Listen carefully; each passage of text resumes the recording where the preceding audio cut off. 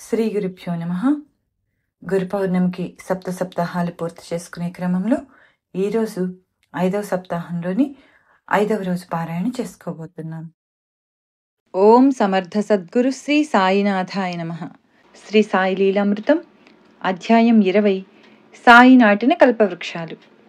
పండ్లను బట్టి చెట్టును విలువ కట్టాలి. అలానే ఎందరిని పరిపూర్ణులుగా చేశారన్న దానిని బట్టి ఆ సద్గురువును తెలుసుకోవచ్చు. కానీ అందరికంటే గొప్ప సిద్ధపురుషుడు భగవంతుడే.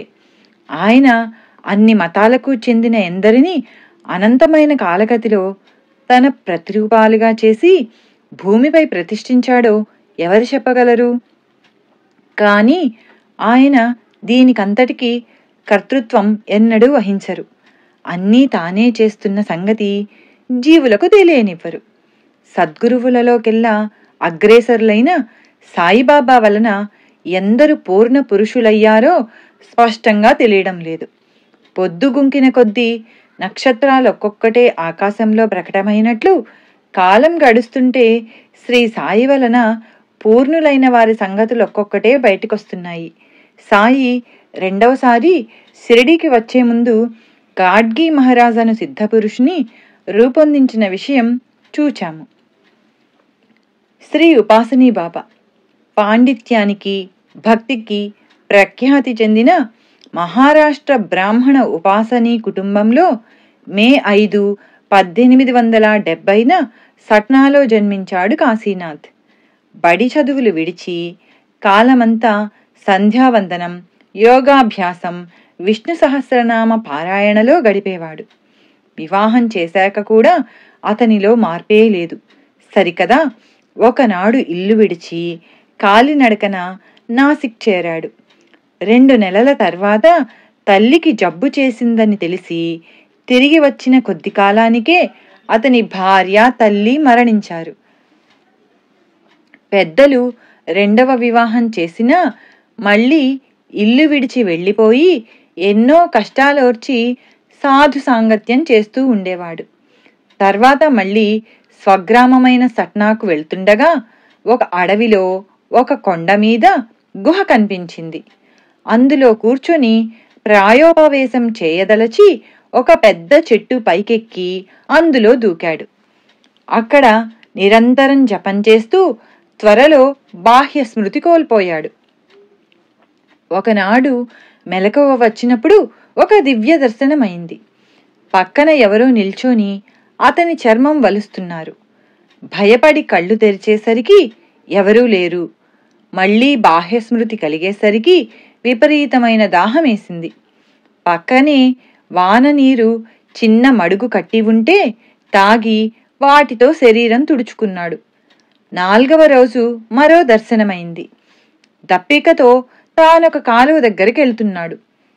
తనకు ఒకవైపు ఒక ముస్లిం సాధువు, మరొక వైపు ఒక సన్యాసి ఉన్నారు. వారిద్దరూ అతడి పాత చర్మం తీసివేసి లోపల బంగారం వంటి దేహం అతనికి చూపి, ఎందుకు చావ యత్నిస్తావు? మేము నిన్నెన్నటికీ చావనివ్వము అన్నారు. అప్పుడతడు గుహ నుండి దిగి జూలై 22, 1890న ఇల్లు చేరాడు.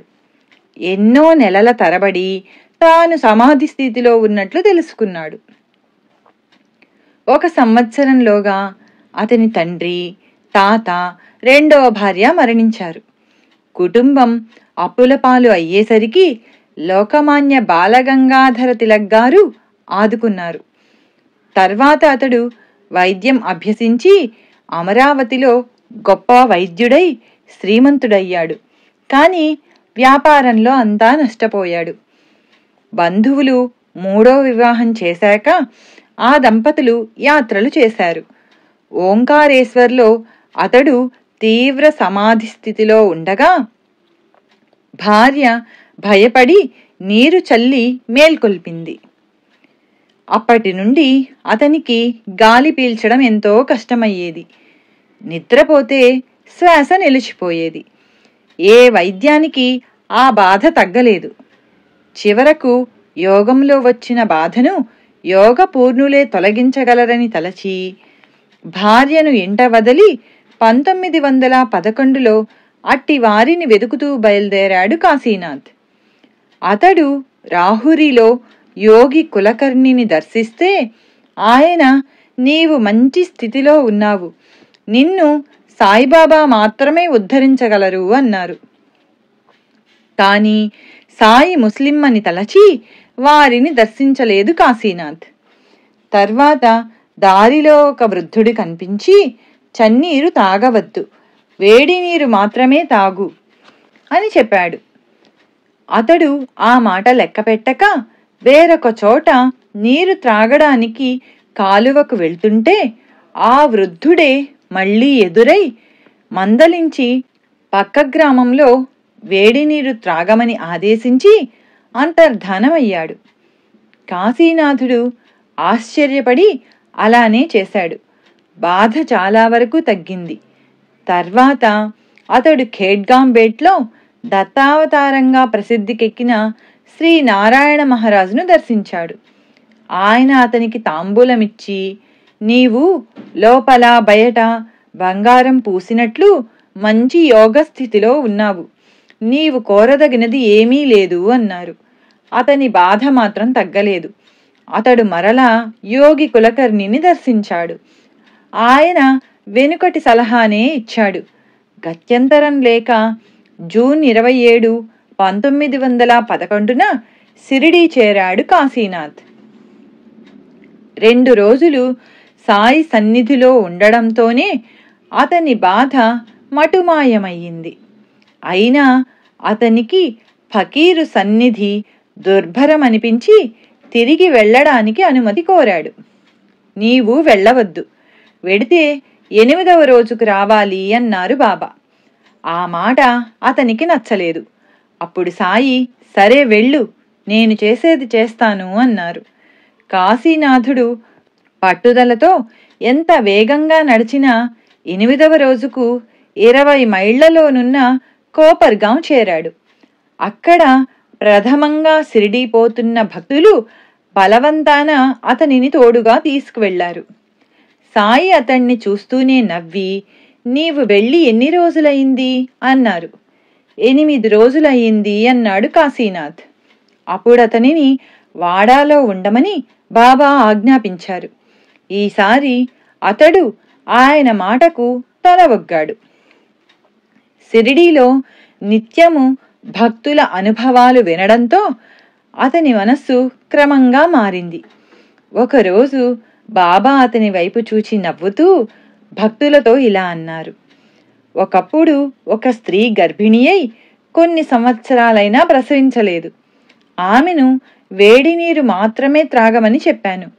ఆమె నా మాట లెక్క చేయక నీరు త్రాగడానికి ఒక కాలువకు వెళుతున్నది.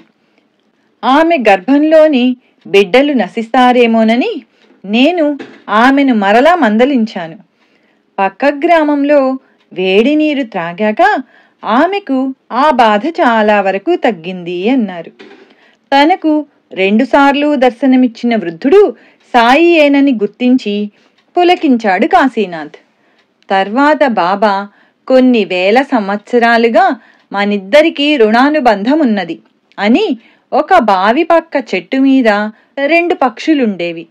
ఒకటి బావిలో పడితే దానిని రక్షించడానికి రెండవది తన ప్రాణాలు తెగించవలసి వచ్చింది అన్నారు. మాయలో పడిన శిష్యుని రక్షించడానికి సద్గురువు అవతరించవలసి వచ్చిందని వారి భావం కాబోలు. తర్వాత కాశీనాథ్తో ఎవరితోనూ సంబంధం లేకుండా మౌనంగా ఖండోబా ఆలయంలో 4 సంవత్సరాలుండు, ఖండోబా కృప లభిస్తుంది అన్నారు బాబా. రోజూ శ్రీ కాశీనాథ్ స్వయంగా వంట చేసుకొని మొదట మసీదులో సాయికి నివేదించి తర్వాత భోజనం చేసేవాడు. ఒకరోజు నేనక్కడికి వస్తే నీవు గుర్తిస్తావా అన్నారు బాబా.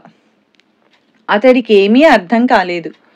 ఒకరోజు ఒక కుక్క అన్నం కోసం అతని వెంట పడింది. దానిని తరిమేసి నివేదనతో మసీదుకు చేరగానే సాయి, ఇంత దూరం రానక్కర్లేదు, నేనక్కడే ఉన్నాను, ఆ నల్ల కుక్కను నేనే అన్నారు. మరొకసారి అతడు వంట చేస్తూ ఉంటే ఒక బిచ్చగాడు ఆశగా చూస్తున్నాడు. ఆచారవంతుడైన కాశీనాథ్ అతనిని తిట్టి వెళ్ళగొట్టాడు. సాయి ఆనాడు నివేదన అంగీకరించక, అక్కడ హరిజనుడి రూపంలో ఉన్న నన్ను తిట్టావు, నీవెక్కడ చూస్తే అక్కడే ఉన్నాను గుర్తుంచుకో అన్నారు. అతడు సాయి చెప్పినది మరచి వేదాంత గోష్ఠి చేస్తుంటే ఆయన మందలించేవారు. ఇలా 3 సంవత్సరాలకు పైగా గడిచింది. ఆ కాలంలో అతడెన్నో బాధలు అనుభవించాడు. ముక్కోపము, ఆత్మాభిమానము కలవాడేమో ఈ బాధలు మరీ తీవ్రంగా ఉండేవి. ఒకప్పుడు కొన్ని మాసాలు అన్నద్వేషం అనుభవించాడు. తుంటరులైన యువకులు ఆయనను ఎన్నో రీతిలో బాధించేవారు. ఆ బాధలు భరించలేక అతడెన్నోసార్లు షిరిడీ వదిలి వెళ్లాలనుకున్నాడు. కాని సాయి వెళ్ళనివ్వలేదు. నీవిప్పుడు ఎంత ఓర్చుకుంటే నీ భవిష్యత్తు అంత ఉజ్వలంగా ఉంటుంది. 4 సంవత్సరాలు ఇక్కడే ఉంటే నా స్థితే నీకు కలుగుతుంది అనేవారు. కాని అతడు సుమారు 3.5 సంవత్సరాలున్నాక సాయితో చెప్పకుండా భక్తులతో కలిసి ఖరగ్పూర్ వెళ్ళిపోయాడు. కాని అప్పటికే అతనిలో యోగశక్తులు ప్రకటమయ్యేవి. ఉదాహరణకు నెవాసా నుండి కొందరు భక్తులతో నరహరి సాయిని దర్శించాడు. కాని ఆయన ముస్లిమని శంకించాడు. వెంటనే సాయి అతనికేసి ఉరిమి చూచారు. అతడు బయటకు పోయి ఖండోబాలో ఉపాసనీ శాస్త్రికి నమస్కరించబోయాడు. ఆయన తన కాళ్ళు వెనక్కు తీసుకుని, నీవు బ్రాహ్మణుడవు, సాయి ముస్లిం, నువ్వు ఆయనకు నమస్కరించకూడదు, అటువంటప్పుడు నీతో నాకేం పని అన్నారు. చివరకు ఆయన షిరిడీ దగ్గరున్న సాకోరీలో ఉపాసనీ బాబాగా స్థిరపడి డిసెంబర్ 24, 1941న సమాధి చెందారు. శ్రీ సాయి ఆదేశించినట్లు ఆయన 4 సంవత్సరాలు పూర్తిగా షిరిడీలోనే ఉంటే ఏమయ్యేదో. సయ్యద్ జలాలుద్దీన్ రెడ్ హిల్స్లో స్వామియార్గా ప్రసిద్ధికెక్కిన ఈ మహనీయుడు పెషావర్లో జన్మించి కొంతకాలం సైన్యంలో పనిచేశారు. ఈయన ఉన్మత్తావస్థలో ఉన్న అవధూతగా రెడ్ హిల్స్లో ఉండేవారు. ఈయన ఏ అంగట్లో తినుబండారాలు తీసుకున్నా వారికి ఆ వ్యాపారం అద్భుతంగా జరిగేది. ఒకరోజు ఆయన వీధి వెంట వెడుతుంటే ఒక పిచ్చివాడు ఎదురయ్యాడు. ఆయన అతని చెంప మీద కొట్టారు. వెంటనే అతనికి పిచ్చి తగ్గిపోయింది. ఎందరెందరో రోగులు ఆయన దగ్గరకొచ్చేవారు. ఆయన ఒక్కసారి రోగి కేసి తీవ్రంగా చూచి ఏదో గొణుగుతూ ఆకాశం కేసి చూచేవారు. వెంటనే ఆ రోగం తగ్గవలసిందే. ఆయన 1955లో బుదూర్ అనే గ్రామం వద్ద సర్వి తోటలో నివసించారు. వర్షాలు లేవని రైతులు ప్రాధేయపడితే ఆయన ఆకాశం కేసి చూచి ఏమో గొణిగేవారు. కొద్దిసేపట్లో తృప్తిగా వర్షం పడేది. ఒకసారి 10 రోజులు వర్షం కురిసి అంతా జలమయమై ఆ గ్రామానికి రాకపోకలు నిలిచిపోయాయి. ఆయన సన్నిధిలో ఉన్న రామానుజం సెట్టియార్, కాశీ, మునుస్వామి, ఘనశ్యామ్ సింగులు తమకు వేడివేడి బిర్యానీ పెట్టించమన్నారు. ఆయన పకపకా నవ్వి ఆకాశం కేసి చూచారు. అంతలో కుటీరం ముందు ఒక జట్కా ఆగింది. 2 వ్యక్తులు పెద్ద పాత్ర నిండా వేడిగా నేతితో వండిన చికెన్ బిర్యానీ, అరటి ఆకులు తెచ్చిపెట్టి త్వరగా పాత్ర ఖాళీ చేసి ఇవ్వమన్నారు. భక్తులు వివరం అడిగితే, మేమెక్కడ నుంచి వస్తే మీకెందుకు, మీరు కోరినది లభించింది కదా అన్నారు. భక్తులు విస్తుపోయి తృప్తిగా తిన్నారు. అలాగే టీ త్రాగే సమయం అయింది. కుటీరంలో టీ పొడుము, చక్కెర ఉన్నాయి కానీ పాలు లేవు. అనుకోగానే అకస్మాత్తుగా ఒక వ్యక్తి వచ్చి 2 లీటర్ల పాలు పోసి వెళ్ళిపోయాడు. వీరిలో ఘనశ్యామ్ సింగ్ ప్రతిరోజు అర్ధరాత్రి వరకు ఆ ఫకీరు గారి సేవ చేస్తూ ఉండేవాడు. జీవితాంతము బ్రహ్మచారిగా వారి సేవలోనే ఉండాలని ఆశించాడు. ఒక రాత్రి ఆ ఫకీరు నవ్వి, నీకు పెళ్ళవుతుంది, 3 బిడ్డలు కలుగుతారు అన్నారు. అలానే జరిగింది. అక్టోబర్ 28, 1964 సాయంత్రం 7 గంటలకు ఆ ఫకీరు ఆవో జీబ్రాయిల్, ఏ మేరా ఆర్డర్ హై, దేవదూత అయిన ఓ జీబ్రాయిలు ఇటురా, ఇది నా ఆజ్ఞ అని పెద్దగా కేకలేశారు. ఇక 4 గంటలలో తాము సమాధి కాబోతున్నామని చెప్పారు. సరిగ్గా 11:45 గంటలకు అల్లాహో అని 7 సార్లు స్మరించి భగవంతునిలో ఐక్యమయ్యారు. ఒకరోజు ఈ ఫకీరును మీ గురువెవరు అని అడిగాడు ఘనశ్యాం. రేపు చెబుతామన్నారు. మరుసటి ఉదయమే 8 గంటలకు అతనిని బయటికెళ్ళి సూర్యుని చూడమని సైగ చేశారు. చూడగా ఆ బింబంలో 5 నిమిషాల పాటు ద్వారకామాయిలో కూర్చున్న సాయిబాబా ముఖం దర్శనమిచ్చింది. ఆశ్చర్యంతో ప్రణమిల్లిన ఘనశ్యాంకు నిన్నటి నీ ప్రశ్నకు సమాధానమిదే అన్నట్లు చిన్న సైగ చేసి నవ్వారు ఆ ఫకీరు. శ్రీ రామమారుతి మహారాజ్ 1910లో ఒకరోజు బొంబాయి నుండి వచ్చిన త్రయంబకరావు, కులకర్ణి, మార్తాండ్ మొదలగున భక్తులతో, సాయి రేపు మాకు పర్వదినం, దీపావళి అన్నారు. మరు రోజు ఉదయమే ఆయనెంతో సంతోషంగా, ఈరోజు నన్ను చూడడానికి నా తమ్ముడొస్తున్నాడు. ఒకప్పుడు మా ఇద్దరి భార్యల మధ్య తగు వచ్చింది, మేము వేరుగా ఉంటున్నాం అన్నారు. మధ్యాహ్నం ఆరతికి ముందు నానా చందోర్కర్తో మారుతి వస్తున్నాడు అన్నారు. ఆరతి ప్రారంభమైన కొద్దిసేపట్లో ఠాణే నుండి తమ భక్తులతో కలిసి శ్రీ రామ్మారుతి మహారాజ్ అనే మహనీయుడు వచ్చారు. వెంటనే సాయి ఆరతి ఆపించి తమ సోదరుని చూచి తమ చెంతకు రమ్మన్నట్లు నవ్వారు. తండ్రి దగ్గరకు బిడ్డలాగా రామమారుతి పరుగున వెళ్ళి సాయిని కౌగిలించుకొని ముద్దు పెట్టుకున్నారు. వారు ఒకరి చేతులొకరు ఎంతో ఆప్యాయంగా పట్టుకొని కూర్చున్నారు. తర్వాత ఆరతి కొనసాగించమని సాయి ఆదేశించారు. ఆరతి అయ్యాక ఆ మహనీయుడు ఖండోబాకు వెళ్ళి అక్కడ నివసిస్తున్న ఉపాసనీ శాస్త్రితో రాముని సేవ విడువకు అని చెప్పారు.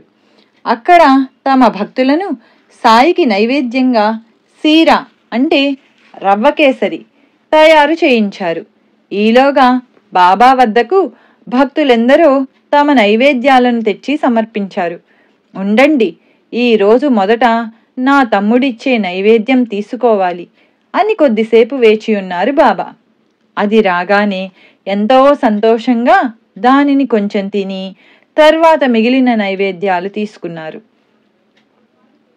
నాటి మధ్యాహ్నం, సాయంత్రం చావడి ఉత్సవంలోనూ ఆ మహాత్ముణ్ణి తమ చెంతనే ఉంచుకొని రాత్రి మాత్రం ఆయనను ఖండోబాలో నిద్రించమని పంపించారు సాయి.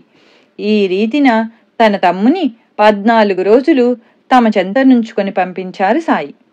శ్రీ రామమారుతి మహారాజ్ శ్రీ బాలాముకుంద స్వామిని గురువుగా ఆశ్రయించిన తమ పరాత్పర గురువు సాయినాథుడే అని చెప్పేవారు. తాను అనుసరించిన నాథ సాంప్రదాయానికి ఆదిపురుషుడైన ఆదినాథుడే సాయినాథుడు అనేవారు.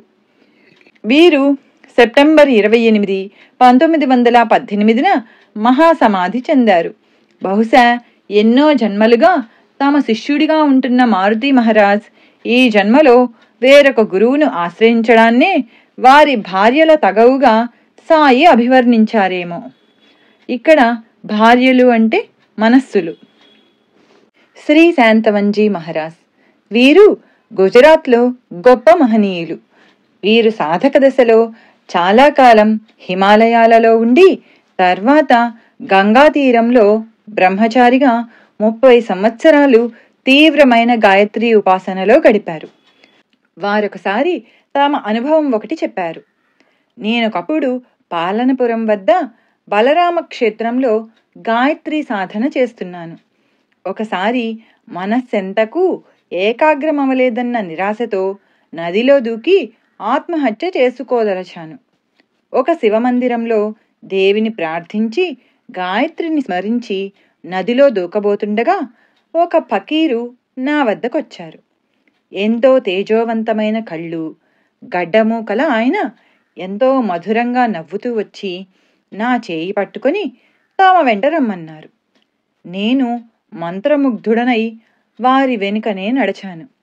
వారు నాకు కలోల్ గ్రామానికి టికెట్టు ఇచ్చి అకస్మాత్తుగా అదృశ్యమయ్యారు. ఆయన ఎవరో నాకు అర్థం కాలేదు. కొంతకాలం తర్వాత నేను తరచూ హిమాలయాలకు వెళ్ళి చివరకు నర్మదా తీరంలోని కరణాలిలో స్థిరపడ్డాను. పై దర్శనమైన 30 సంవత్సరాల తర్వాత 1976లో సూరత్లోని సాయిబాబా మందిరంలో దత్త జయంతికి గాయత్రి యజ్ఞము చేయమని నన్ను భక్తులు ఆహ్వానించారు. నేను అంతవరకు ఏ సాయిబాబా మందిరము చూడలేదు. అక్కడ రాత్రి బాబా స్పష్టంగా కలలో కనిపించి, నన్ను మరచిపోయావా? 30 సంవత్సరాల క్రితం బలరామ క్షేత్రంలో నదిలో దూకి ఆత్మహత్య చేసుకోబోతుంటే నిన్ను రక్షించినది ఎవరు అన్నారు. నాకెంతో ఆనందం కలిగింది. మరురోజు నేను ధ్యానానికి కూర్చోగానే గాయత్రీదేవి బదులు నాకు సాయిబాబా దర్శనమిచ్చి ప్రగాఢమైన ఆనందం అనుగ్రహించారు. మరింత భక్తి శ్రద్ధలతో ఆ మందిరంలో సాయి పూజ, గాయత్రి యజ్ఞము ముగించాను. గజానన్ మహారాజ్. గజానన్ పటేకర్ అనే యువకునికి 8వ ఏట ఉపనయనం చేశాక అతని పినతండ్రి అతనికి మహనీయుల దర్శనము, ఆశీస్సులు ఇప్పించడానికి అతనిని షహపూర్ వద్ద నది ఒడ్డున ఉన్న ఉదుంబర వృక్షం క్రింద విడిది చేసిన 3 సాధువుల వద్దకు తీసుకువెళ్ళి వారికి నమస్కారం చేయించాడు. వారిలో ఒకరు గురుకృప వలన పటేకర్ మహనీయుడవుతాడని ఆశీర్వదించారు. తర్వాత అతని కుటుంబానికి సుపరిచితుడైన నానా చందోర్కర్ షిరిడీ దర్శించినప్పుడు, బాబా, నీ మిత్రుని కొడుకు గజానన్ నన్ను షహపూర్లో నది ఒడ్డున ఉన్న ఉదుంబర వృక్షం కింద దర్శించుకున్నాడు. నేనప్పుడతనిని ఆశీర్వదించాను. అప్పుడు నాతో కూడా గురు సిద్ధారూఢులు, కళ్యాణ్ నివాసి అయిన రామ్మారుతి స్వామి కూడా ఉన్నారు. నీవు అవకాశం ఉన్నప్పుడల్లా అక్కడ నదిలో స్నానం చేసి అచ్చటి నా స్థానాన్ని కూడా దర్శించుకో అని చెప్పి పటేకర్కు ప్రసాదంగా పాలకోవా పంపారు. ఆ మాట విని ఆశ్చర్యపోయాడు నానా చందోర్కర్. తరువాత అతడు హేమాడ్ పంత్తో కలిసి మళ్లీ షిరిడీ వెళ్ళినప్పుడు, సాయి, మీ గజానన్ ఆ మారుతి ఆలయంలో ఇంకెంతకాలం ఉంటాడు అన్నారు. తర్వాత హేమాడ్ పంత్ సాయి సచ్చరిత్ర ప్రతిని షహపూర్లోని ఆ ఉదుంబర వృక్షం కింద ఉంచి పూజించాడు. అంగోన్ కవాడ్కు చెందిన సఖారాం మహారాజ్, గాడ్గే మహారాజ్ మొదలగున మహాత్ములు కూడా ఆ చెట్టు కింద తపస్సు చేసుకున్నారు. సాయి చెప్పినట్లే గజానన్ పటేకర్ ఎందరో మహనీయులను దర్శించి రత్నగిరి జిల్లాలోని పటగాం నివాసి అయిన శ్రీ దాదా మహారాజ్ అను మహనీయుని అనుగ్రహానికి పాత్రుడై తర్వాత గజానన్ మహారాజ్గా ప్రసిద్ధికెక్కాడు. అలనాడు సాయితో కలిసి ఆ వృక్షం కింద అతనికి దర్శనమిచ్చిన రామ్మారుతి మహారాజ్ సాక్షాత్తు మారుతియేనని చెప్పి అక్కల్కోట స్వామి కూడా కొందరు భక్తులను వారి దర్శనానికి పంపేవారు. ఈ రామ్మారుతి మహారాజ్ తన భక్తులతో శ్రీ గురు సిద్ధారూఢులు, శ్రీ సాయిబాబా వేరు కాదని తెలిపే ఎన్నో అనుభవాలు చెబుతూ ఉండేవారు. ఇమాంబాయి చోఠేఖాన్ అనే భక్తుడు ఇలా అన్నాడు, నాకు తెలిసిన 2 ముస్లింలు బాబా వల్ల ఉద్ధరింపబడ్డారు. మా ఊరికి చెందిన షేక్ అబ్దుల్లాతో బాబా, మనం ఈ రోజు చనిపోయినా మామూలుగానే 3వ రోజు కూడా గడిచిపోతుంది. ఇల్లు, భూమి మొదలగున వాటి వల్ల ఏమిటి ప్రయోజనం అన్నారు. షేక్ అబ్దుల్లా స్వగ్రామానికి తిరిగొచ్చి తన ఇల్లు వాకిలి భార్యాబిడ్డలకు అప్పగించి వీధులలోనూ మహాత్ముల సమాధుల దగ్గర కాలం గడుపుతూ ఎప్పుడూ తనలో తాను గొణుక్కుంటూ ఉండేవాడు. అడగకుండా ఎవరైనా పెడితేనే తినేవాడు. అతనికి 12 సంవత్సరాలలో అద్భుత శక్తులు ప్రాప్తించాయి. ఒకప్పుడు నేను ప్రయాణం అవుతూ ఉంటే నన్ను వెళ్ళవద్దని, ఒక చోట పాము తారసిల్లుతుంది అన్నాడు. అది పగలు కావడానా నేను అతని మాట వినలేదు. అతడు చెప్పిన చోట పాము కనిపించింది. మరొకసారి అతనితో, మా ఊళ్ళో బీడీలమ్ముకునే అబ్బాసీట్ భార్యాబిడ్డలను విడిచి ఎందుకు పిచ్చివాడలా తిరుగుతావు అన్నాడు. నీకే తెలుస్తుందిలే అన్నాడు అబ్దుల్లా. అబ్బాస్ మళ్ళీ అట్లానే అన్నాడు. అతని వైపుకు అదృశ్య వస్తువు విసిరినట్లు తన పిడికిలి విసిరి, నువ్వు అలానే అవుగాక అన్నాడు అబ్దుల్లా. అబ్బాసేట్ ఆ క్షణంలోనే ఇల్లు వ్యాపారము విడిచి పిచ్చివాడై వీధుల పాలైనాడు. భోపాల్ నుండి అన్వర్ ఖాన్ అనే వ్యక్తి ఒకప్పుడు షిరిడీ వచ్చి చావడిలో 12 మాసాలున్నాడు. అతడు తనకు సంసారం వద్దన్నాడు. ఖురాన్ మొదటి అధ్యాయంలోని ఒక వాక్యాన్ని అర్ధరాత్రి 101 సార్లు జపించమని, దరూద్ అనే అధ్యాయం పఠించమని కూడా సాయి చెప్పారు. తర్వాత బాబా అతనికి పాలకోవా ప్రసాదంగా ఇచ్చి అరేబియాలోని బాగ్దాదు నగరానికి పొమ్మని ఆదేశించారు. అతను బొంబాయి చేరేసరికి అక్కడ ఖాసిం అను శ్రీమంతుడొకడు చిత్రంగా అన్వర్ ఖాన్ అరేబియా వెళ్లే ఏర్పాట్లు చేశాడు. అతడు మరెప్పుడూ తిరిగి రాలేదు. హీడాబేగ్ అను భక్తుడు సాయిని దర్శించాడు. అప్పుడు ఢిల్లీ నుండి యాకూబ్ అనే మౌల్వీ కూడా షిరిడీ వచ్చి అహర్నిశలు ఖురాన్ పారాయణ చేస్తుండేవాడు. సాయి ఒకరోజు రాత్రి 3 గంటలకు హీడాబేగ్తో, నువ్విక్కడ ఉండవద్దు, కనాడ్ సమీపంలోని కంటోన్మెంట్ దగ్గర ఉండు, నీ పేరు పంజాబ్ షా అన్నాడు.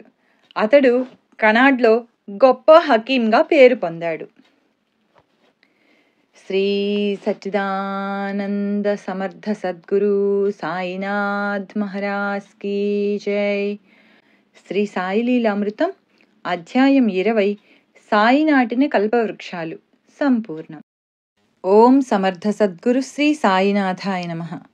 శ్రీ సాయి లీలామృతం అధ్యాయం 21 కాలానికవ్వల. బాబా కీర్తి 1914 నాటికి అన్ని దిక్కులా వ్యాపించి ఉదయ సూర్యుని శోభల నానాటికి వృద్ధి చెందుతూ ఉన్నది. ఎందరెందరో భక్తులు షిరిడీ వచ్చిపోతున్నారు. కానీ బాబా షిరిడీ వచ్చిన మొదటి రోజుల్లోనే ఇక్కడ పెద్ద భవనాలు లేస్తాయి, పెద్ద పెద్దవారొస్తారు, వైభవంగా ఊరేగింపులు జరుగుతాయి, గుర్రము రథము కూడా వస్తాయి అన్నారు.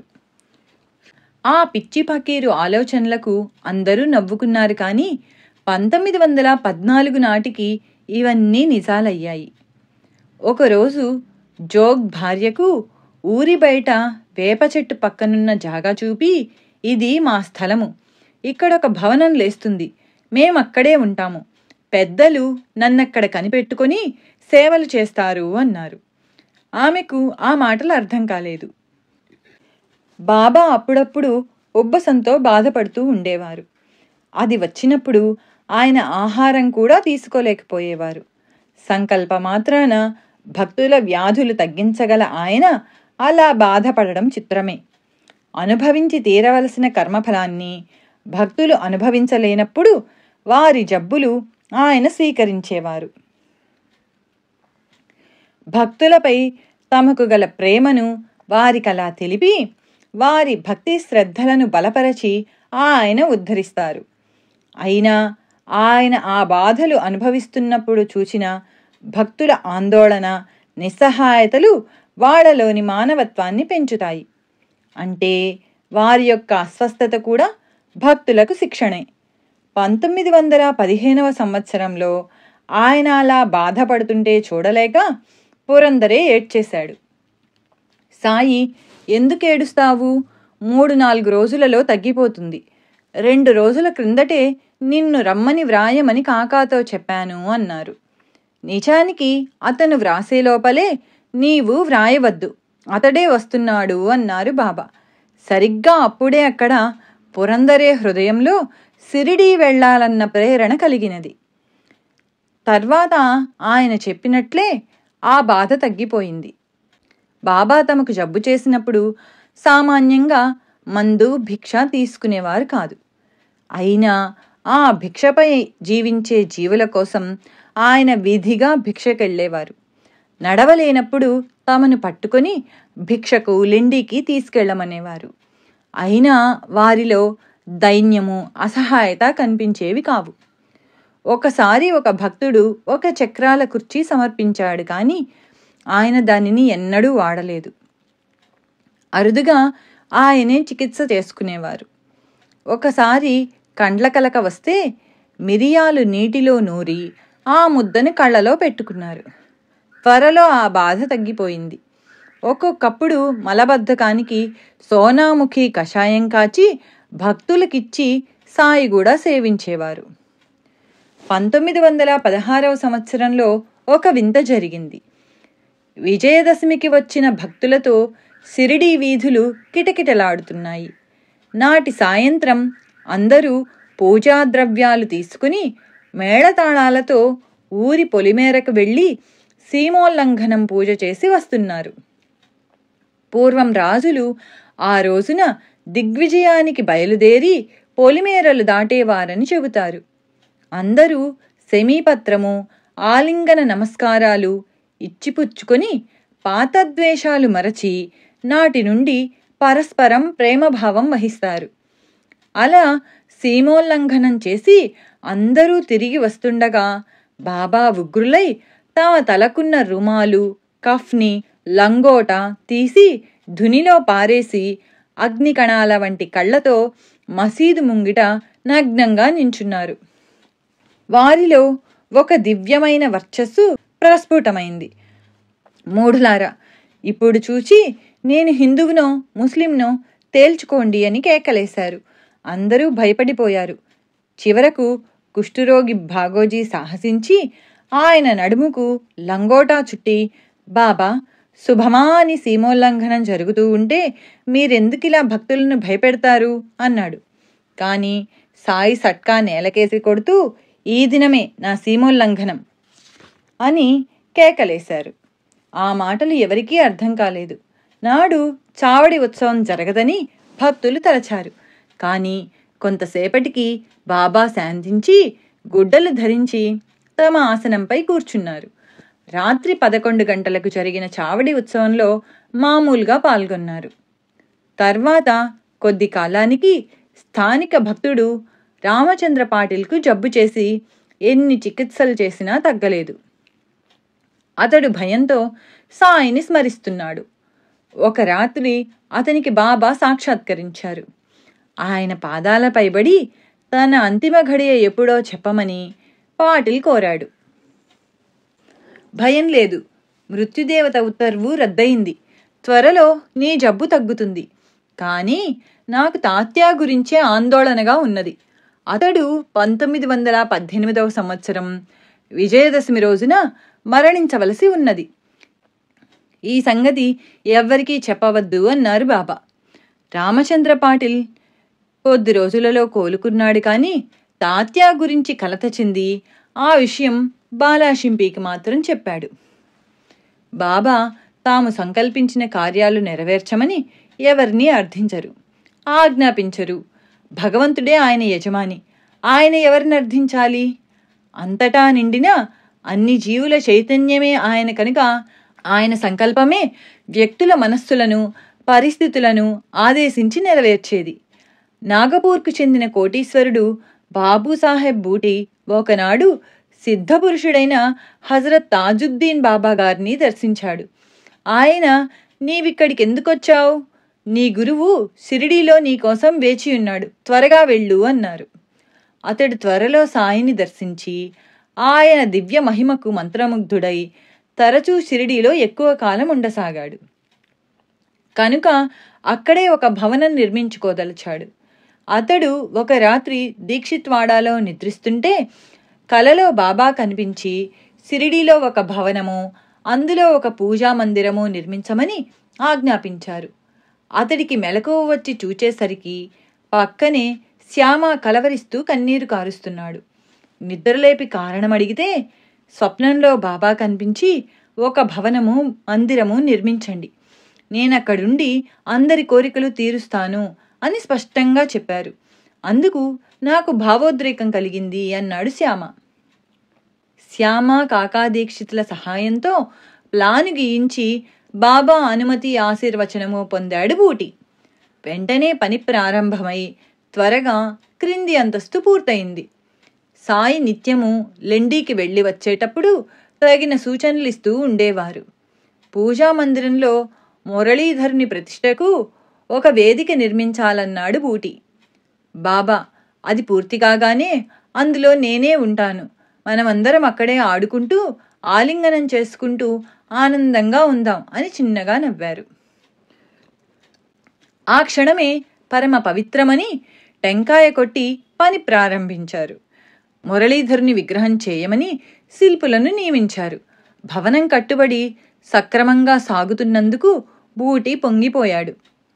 వేగంగా పెరిగిపోతున్న షిరిడీ వైభవం చూచి పారవస్యంతో రోజులు పరిగెడుతున్నాయి. 1918వ సంవత్సరంలో కొద్ది నెలలు గడిచాయి. తరచూ షిరిడీ దర్శించే ఉద్ధవేశ్బువ, శ్రీమతి చంద్రబాయి బోర్కర్లతో ఒకరోజు సాయి, ఇక నుంచి మీరు శ్రమపడి తరచూ షిరిడీ రానక్కర్లేదు అన్నారు. కొన్ని రోజుల తర్వాత బడేబాబా కుమారుడు కాసింకు కోడి పలావు తినిపించి, సాయి, నీవు ఔరంగాబాద్లో ఫకీరు షంషుద్దీన్ మియాను ఈ 250 రూపాయలతో మౌలు కవ్వాలి నీ ఆజ్ జరిపించమను. తర్వాత ఫకీరు బన్నేమియా మెడలో నేనిచ్చే ఈ పూలమాల వేసి ముస్లింల పంచాంగంలో 9వ నెలలో 9వ రోజున అల్లా వెలిగించిన దీపం అల్లాయే తీసుకుపోతారు. ఆయన దయ అలా ఉన్నది అని చెప్పు అన్నారు. బాబా ఇచ్చిన పైకము పూలమాల తీసుకొని కాసిం, ఛోటే ఖాన్, అమీర్లు ముగ్గురు ఔరంగాబాదు చేరారు. స్టేషన్లో ఫకీరు షంషుద్దీన్ రైలు వద్దకొచ్చి సాయి ఫకీరు వద్ద నుంచి వచ్చినదెవరు అని విచారిస్తున్నారు. వాళ్ళు నమస్కరించగానే వాళ్ళు చెప్పదలచిన వార్త కూడా ఆయనే చెప్పారు. తర్వాత ఆ ఫకీరు ఆ ముగ్గురికి తన ఇంట భోజనం పెట్టి బాబా పంపిన పైకంతో అన్నదానము అంటే నియాజ్, కవ్వాలి, సంకీర్తనలు అంటే మౌలు విధిగా జరిపించారు. మరో రోజు అందరూ బన్నేమియా గారి దగ్గరకు చేరారు. ఆయన ఒక చేయి ఆకాశం వైపు, రెండవ చేయి నేల వైపు చాచి నిశ్చేష్టులై నిలబడి ఉన్నారు. అక్కడ అరేబియా నుండి వచ్చిన కొందరు భక్తులున్నారు. ఆ స్థితిలో ఆయనను పలకరిస్తే ఆ ఫకీరు ఉగ్రులై మీదికొస్తారని వారు హెచ్చరించారు. కానీ గంటైనా ఆయన మేల్కోలేదు. చివరకు ఆయన మెడలో మాల వేశాక వెంటనే మేల్కొని పైనున్న చేతిని దించారు. సాయి పంపిన సందేశం విని కొద్ది క్షణాలు ఆకాశం వైపు చూచి కన్నీరు కార్చారు. ఆ ముగ్గురికి దాని భావమేమో తెలియలేదు. అక్టోబరు నెల ప్రవేశించింది. బాబా అంతకు కొద్ది రోజుల ముందు నుండి వాఝే అనే భక్తుని చేత రోజు రామ విజయం అనే గ్రంథం నియమంగా చదివించుకొని విన్నారు. ఆ రోజు బాబా భిక్షకు వెళ్లారు. వారు తమ గురుప్రసాదమని ప్రాణప్రదంగా చూచుకునే ఇటుక మసీదులో నేలపైనున్నది. నిత్యము దానికి మహల్సాపతి, కాశీరాం షింపీలు అభిషేకము పూజ చేసి ధుని దగ్గర ఉన్న స్తంభం పక్కన పెట్టేవారు. ఆనాడు మాధవ్ పస్లే మసీదు చిమ్ముతూ దానిపై దుమ్ము పడకుండా చేతిలోకి తీసుకోగానే అది జారి కింద పడి విరిగిపోయింది. సాయి కోపిస్తారని పస్లే భయంతో వణికిపోయాడు. కొద్దిసేపట్లో సాయి రానే వచ్చారు. విరిగిన ఇటుక చూచి కోపించలేదు. దానిని చిక్కిలికి ఆనించుకొని కన్నీరు కారుస్తూ, విరిగినది ఇటుక కాదు, నా ప్రారబ్ధం. ఇది నా జీవిత సహచరి, ప్రాణానికి ప్రాణం. దాని సహాయంతోనే నేను ఆత్మను ధ్యానించేది. అది విరిగిపోయింది. ఇక నేనెక్కువ కాలం జీవించను అన్నారు. అప్పుడు బాబా అనుమతిస్తే ఆ 2 ముక్కలను వెండి తీగతో కానీ లేక బంగారు తీగతో కానీ కలిపి గట్టిగా చుట్టించి ఇస్తానన్నాడు బూటి. కానీ బాబా అందుకు అంగీకరించలేదు. అక్టోబర్ 3న పురందరే దీక్షితులు దర్శనానికి రాగానే, నేను ముందు వెళ్తాను, మీరు వెనుక వస్తారు. నా సమాధి మాట్లాడుతుంది, నా మట్టి సమాధానం చెబుతుంది, నా నామం పలుకుతుంది అని వెంటనే ఊది ఇచ్చి వారిని పంపివేశారు. ఆ మాటలు ఎవరికీ అర్థం కాలేదు. కొద్ది రోజుల తర్వాత మహల్సాపతితో, నేను ఇక్కడి నుండి ఎక్కడికైనా వెళ్ళిపోతాను అన్నారు.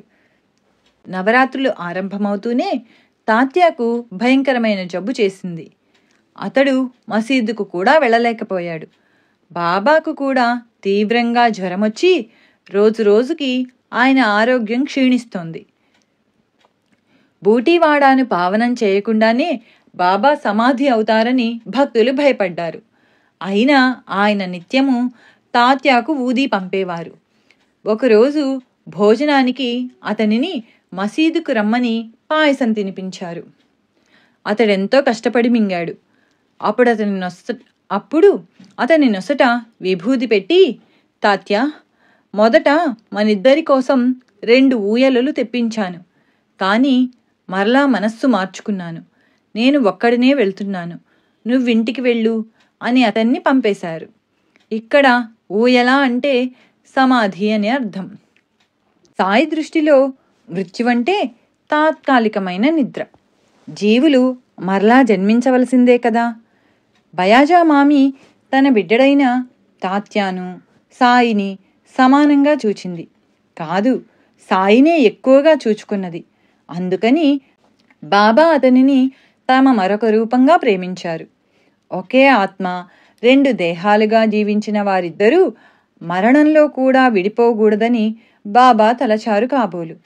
కానీ తాత్యా కుటుంబాన్ని తలచి తన సంకల్పాన్ని మరలా మార్చుకున్నారు కాబోలు. తాత్యా కంటతడి పెట్టి, సాయి, నన్నే ముందు పంపరాదా అన్నారు. ఫకీరును, నేను పోతే శోకించేవారెవ్వరూ లేరు. నీవు పోతే నీ వాళ్లంతా దుఃఖిస్తారు అన్నారు సాయి. నేను పోతే నా బంధువులే దుఃఖిస్తారు. మీరు పోతే ఎందరో దిక్కులేని వారవుతారు. మీరుంటే మీ దర్శనంతో ఎందరో తరిస్తారు.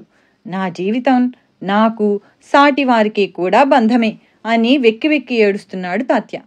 నోర్ముయ్, పో ఇంటికి అని బాబా గద్దించి అతన్ని పంపేశారు. కాలఫలకం మీద ఆయన తిరుగులేని శాసనం రాసేసి చెమ్మగిల్లిన కళ్ళతో ఇంటికి వెళుతున్న తాత్యాను చూస్తూ ఉండిపోయారు. ఇదంతా పక్కనే పనిచేస్తున్న దామోదర్ విని కట్టలు తెంచుకొస్తున్న దుఃఖం అణచుకుంటూ పక్కకు పోయి కన్నీరు కారుస్తున్నాడు. తాను విన్నది మరొకరితో చెప్పలేడు, దాచుకోలేడు. సాయిని కన్నెత్తి చూడలేకున్నాడు. వెంటనే సాయి, దామ్యా, ఎందుకురా ఏడుస్తావు? బుద్ధి లేదు? నాకు మరణం ఎక్కడిది? ఊరుకో, ఎవ్వరికి చెప్పకు, జాగ్రత్త అని గద్దించారు. ఆయన వాఝే అనే భక్తుని చేత రామ విజయం వారం రోజులలో ఒకసారి, 2వ వారంలో 2 సార్లు చదివించుకొని విన్నారు. అప్పుడు అతనికి ఒక కొబ్బరికాయ దక్షిణ ఇచ్చారు. అప్పటి నుండి ఆయన ఎక్కువసేపు మౌనంగా ఉండసాగారు. ఆయన సాయంకాలపు సూర్యునిలా క్షీణిస్తున్నారు. మరీ నీరసించి లెండికి భిక్షకు వెళ్లడం మానేశారు.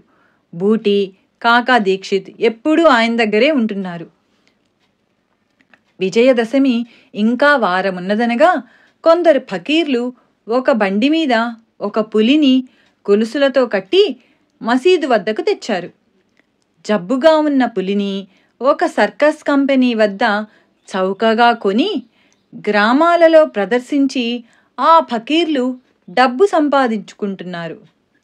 దాని జబ్బు తగ్గితే ఎక్కువ వెలకు దానిని సర్కస్ వారే కొనవచ్చని వారి ఆశ. అదెంతో బాధతో గర్జిస్తుంటే చూచి సాయి, పాపం, దానిని అలా కట్టేశారేమి, విప్పండి, దాని బాధ నేను తీరుస్తాను అన్నారు. ముందు ఆ ఫకీర్లు భయపడ్డారు. కానీ తర్వాత గంపెడాశతో దానిని విప్పారు. అది మెల్లగా బండి దిగి మసీదు మెట్టెక్కి ఆయన ఎదుటికొచ్చింది. మంత్రముగ్ధ అయినట్లు కొన్ని క్షణాలు తదేకంగా ఆయనను చూచి వారి చూపులకు తట్టుకోలేక కాబోలు తలదించుకొన్నది. బాబా పాదాలు వాసన చూచింది. 3 సార్లు తోకతో నేలను కొట్టి అక్కడే పడి ప్రాణం విడిచింది. అదెక్కడ పుట్టిందో గాని మహాభక్తునిలా సాయి పాదాల వద్ద శాశ్వతంగా దుఃఖ నివృత్తి పొందింది. ఫకీర్లకు ఆ నష్టం కొంతైనా భర్తీ చెయ్యాలనో, ఆ రూపంలో ఉన్న ఆ భక్తుణ్ణి తమ చెంతకు చేర్చి మేలు చేసినందుకు బహుమానమో గాని సాయి వారికి 50 రూపాయలు బహూకరించారు. ఆ మృగరాజు వలనే సాయి మహారాజు కూడా రుణానుబంధం వలన తమపై ఆధారపడిన జీవులను అంతటి రోగబాధలోనూ పోషిస్తున్నారు. దానివలనే ఆయన కూడా ఇక విడుదల, విశ్రాంతి కోరడానికి చిహ్నమన్నట్లున్నది ఈ సంఘటన. విజయదశమి 4 రోజులున్నది. సాయి ఆనాడు నందు మార్వాడి భార్యతో ద్వారకామాయిలోనూ చావడిలోనూ ఉండాలంటే నాకేమీ బాగుండలేదు. నేను బూటివాడాకు పోతాను. అక్కడ నాకు పెద్ద పెద్దవారు సేవలు చేస్తుంటారు అన్నారు. బాబా 2 రోజులకు సమాధి చెందుతారనగా భక్తులతో మీరెవరూ శోకించకూడదు అని హెచ్చరిస్తున్నారు. అన్ని రోజులు అస్వస్థతగా ఉన్నా ఒక్కసారి కూడా విశ్రమించలేదు. రోజంతా కూర్చుని ఉండేవారు. అక్టోబర్ 15, 1918 విజయదశమి. తెల్లవారేసరికి బాబా చాలా బలహీనంగా ఉన్నారు. అయినా దర్శనానికి వస్తున్న భక్తులను ఆదరిస్తూనే ఉన్నారు. ఇంతలో రామచంద్ర పాటిల్, బాలా షింపీలు భయపడినట్లే తాత్యాకు నాడి బలహీనమవుతోందని కబురు వచ్చింది. మధ్యాహ్న హారతి కాగానే భక్తులందరినీ భోజనాలకు పంపారు బాబా. శ్రీమతి లక్ష్మీబాయి, భాగోజీ, బయ్యాజీ అప్పాకోతే పాటిల్, బాలా షింపి, నిమోన్కర్, శ్యామాలు మాత్రం ఆయన దగ్గరే ఉండిపోయారు. అప్పుడు బాబా నాకిక్కడ ఏమీ బాగాలేదు. ఆ దగదీవాడ అంటే రాతిమేడ అనగా బూటివాడ, దగదీవాడాకు తీసుకుపోండి, అక్కడ నాకు సుఖంగా ఉంటుంది అన్నారు. ఆయన ఆసనం మీద కూర్చొని మాధవ్ ఫస్లేనడిగి పాన్ అంటే తాంబూలం తీసుకున్నారు. తర్వాత ఆయన మంచినీళ్లు త్రాగుతుండగా మధ్యలో మింగుడు పడక సగం నీరు బయటికి వచ్చి వారి కళ్ళు అర్ధనిమీలితాలయ్యాయి. అప్పుడాయన లక్ష్మీబాయి షిండేను పిలిచి మొదట 5, తర్వాత 4 రూపాయి నాణేలిచ్చి వాటిని జాగ్రత్తగా ఉంచుకోమన్నారు. అబ్దుల్లాను వెంటనే రమ్మని కబురు చేశారు. అతడు కొద్దిసేపు ఆగి వస్తానని కబురు చేశాడు. సాయి చిన్నగా నవ్వి తమకు మసీదులో బాగుండలేదని బూటివాడాకు తీసుకెళ్తే బాగుంటుందని చెప్పి బయ్యాజీ అప్పాకోతే పాటిల్ వైపుకు ఒరిగి కన్నుమూశారు. భాగోజీ అది గమనించి నిమోన్కర్తో చెప్పాడు. అతడు సాయి నోట్లో కొంచెం నీరు పోసి అది బయటకు వచ్చేయడం చూచి అందరూ పెద్దగా ఏడ్చారు. ఆ కబురు వినగానే డాక్టర్ పిళ్ళే బాబాకు నాడి చూచి కంట నీరు పెట్టాడు. సాయి శరీరం విడిచారని వినగానే గ్రామస్థులు, భక్తులు హృదయ విదారకంగా శోకాలు పెడుతూ మసీదు చేరారు. క్షణంలో షిరిడీ యావత్తు జీవోత్సవమైంది. అబ్దుల్లా పరుగున అక్కడికి చేరి తన దురదృష్టానికి ఎంతో దుఃఖించాడు. భక్తులు నమస్కరించుకోవడానికి వీలుగా బాబా శరీరాన్ని కూర్చోబెట్టారు. అక్కడికెందరు భక్తులు చేరారంటే ఆ రద్దీలో సుమారు 5 గంటల సేపు నాకు బాబా దేహాన్ని చూచే అవకాశమే కలగలేదు అంటాడు నృపతి పాటిల్. బాబా శరీరం మీద లెక్కలేనన్ని పూలమాలలు, రాసులు రాసులుగా పువ్వులు వేస్తున్నారు. ఎప్పుడూ భయము దుఃఖము ఎరుగని నానావల్లి కూడా ఆ రోజు కన్నీరు తుడుచుకుంటూ కొద్దిసేపు అక్కడ నిలబడి తర్వాత మారుతి ఆలయానికి వెళ్ళిపోయాడు. అప్పటి నుండి 13 రోజుల పాటు ఓ మామ, నీవు లేక నేను బ్రతకలేను, నేను వచ్చేస్తాను అని శోకాలు పెడుతూ అన్నపానీయాలు కూడా మాని సమాధి చెందాడు. మరో చిత్రం. సాయి నిర్యాణమైన కొద్ది గంటల్లోనే తాత్య ఆరోగ్యం బాగుపడింది. సాయి కోరికననుసరించి వారి దేహాన్ని బూటివాడాలో సమాధి చేయడానికి భక్తులు సిద్ధం చేస్తున్నారు. ఇంతలో కుశాల్చంద్ ఆధిపత్యాన కొందరు ముస్లింలు తమ మతానుసారం ఆ దేహాన్ని ఆరుబయట సమాధి చెయ్యాలని పట్టుబట్టడంతో భక్తులలో వివాదం చెలరేగి ఎంతకు తెగలేదు. చివరకు ఎక్కువ మంది భక్తులు ఎలా కోరితే అలా చేయాలని పెద్దలు 2 పక్షాల వారి సంతకాలు వేలిముద్రలు సేకరిస్తే సాయి సంకల్పమే నెగ్గింది. బూటీవాడాలో మురళీధరుని విగ్రహ ప్రతిష్టకని ఏర్పరిచిన వేదిక కింద సాయి దేహాన్ని 17వ తేదీన సమాధి చేసి దానిపై వారి పటముంచారు. అంత్యక్రియలలో బాలాభాటే ప్రధాన పాత్ర వహించాడు. సాయికి గురుప్రసాదంగా లభించిన ఇటుక విరిగింది కదా, దాని ముక్కలు రెండూ కలిపి వెండి తీగతో కట్టి సమాధిలో బాబా తల కింద ఉంచారు. అలానే బాబా దగ్గర ఎప్పుడూ ఒక చిన్న మూట ఉండేది. ఆయన దానినెప్పుడూ ఎవరిని ముట్టుకోనిచ్చేవారు కాదు. వారు మహాసమాధి చెందాక చూస్తే అందులో వారికి కాశీరాం ఏనాడో సమర్పించుకున్న ఆకుపచ్చని పాత కఫ్నీ, టోపీ ఉన్నాయి. దానిని కూడా సమాధిలో ఉంచారు. ఆ రోజున భక్తులు 2400 రూపాయలు పోగు చేసి భారీ ఎత్తున అన్నసంతర్పణ చేశారు. బూటీవాడాలో తమను పెద్దలు సేవిస్తుంటారన్నారు బాబా. పెద్దలంటే శ్రీమంతులని తలచేటట్లయితే బూటీ కంటే పెద్దలెవరుంటారు? మురళీధరునికని నిర్మించిన మందిరంలో బాబా దేహాన్ని సమాధి చేయడం కంటే ఘనమైన సత్కారమేమున్నది? ఈనాటికి కోటీశ్వరులెందరో షిరిడీలో వైభవంగా ఉత్సవాలు చేస్తున్నారు. కానీ ధనానికి సాయి దృష్టిలో ధాన్యపు గింజకున్నంత విలువ కూడా లేదు. కనుక పెద్దలంటే మహాత్ములని వారి భావం. రానున్న సాయి నిర్యాణాన్ని షంషుద్దీన్, బన్నేమియా వంటి యోగులు ముందుగానే ఇస్లాం పద్ధతిలో గౌరవించారు. అలానే ఖాండేష్లో శ్రీ గురు గోవిందులనే మహాత్ముడు ఉండేవారు. వీరు సాయికి గురుబంధువని వినికిడి. వీరికి 12-10-1918 తీవ్రంగా జ్వరమొచ్చింది. విజయదశమి నాడు భక్తులతో ఆయన నేడు సాయి అనే దివ్యజ్యోతి చంద్రునిలో లీనం కాబోతున్నది అన్నారు. భక్తుడు మదనపాటిల్ తనకు తెలిసిన సాయి భక్తులందరికీ వెంటనే ఆ విషయం తెలిపాడు.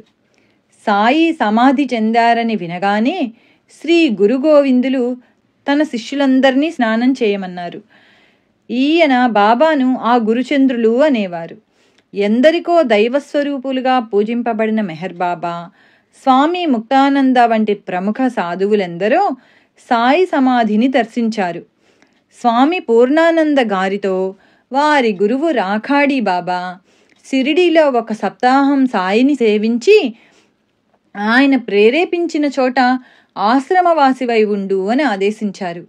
ఇంకెందరో మహాత్ములు షిరిడీ రాకున్నా సాయిని సేవిస్తూనే ఉన్నారు. పెద్ద పెద్దవారు తమను సేవిస్తుంటారని శ్రీ సాయి చెప్పినది ఈ విషయమే. శరీరమే తామని భ్రమించే పామరులకు జనన మరణాలుంటాయి. మృత్యుపై విజయం సాధించిన వారే మహాత్ములు. సాయి సశరీరులుగా ఉన్నప్పుడే మనలా శరీర పరిమితులుగా ఎన్నడూ లేరు. అన్ని రూపాలలో ఉన్న పరమాత్మగా జీవించారు. అలాంటి వారికి మరణం ఎలా సంభవం? భౌతిక శరీరంతో ఉన్నప్పుడే మృత్యుపై సాయి విజయంతో ఇదెంత సత్యమో భక్తులు ఒకసారి చూచారు. ఆగస్టు 13, 1886న సాయి తీవ్రమైన ఉబ్బసంతో బాధపడ్డారు. రాత్రి 10 గంటలకు మహల్సాపతితో, నేను అల్లా వద్దకు వెళ్తున్నాను, వస్తే 3 రోజులలో వస్తాను, అలా రాకుంటే శరీరాన్ని ఆరుబయట పాతిపెట్టి గుర్తుగా 2 జెండాలు పాతు అని చెప్పి అతని వడిలో ఒరిగిపోయారు.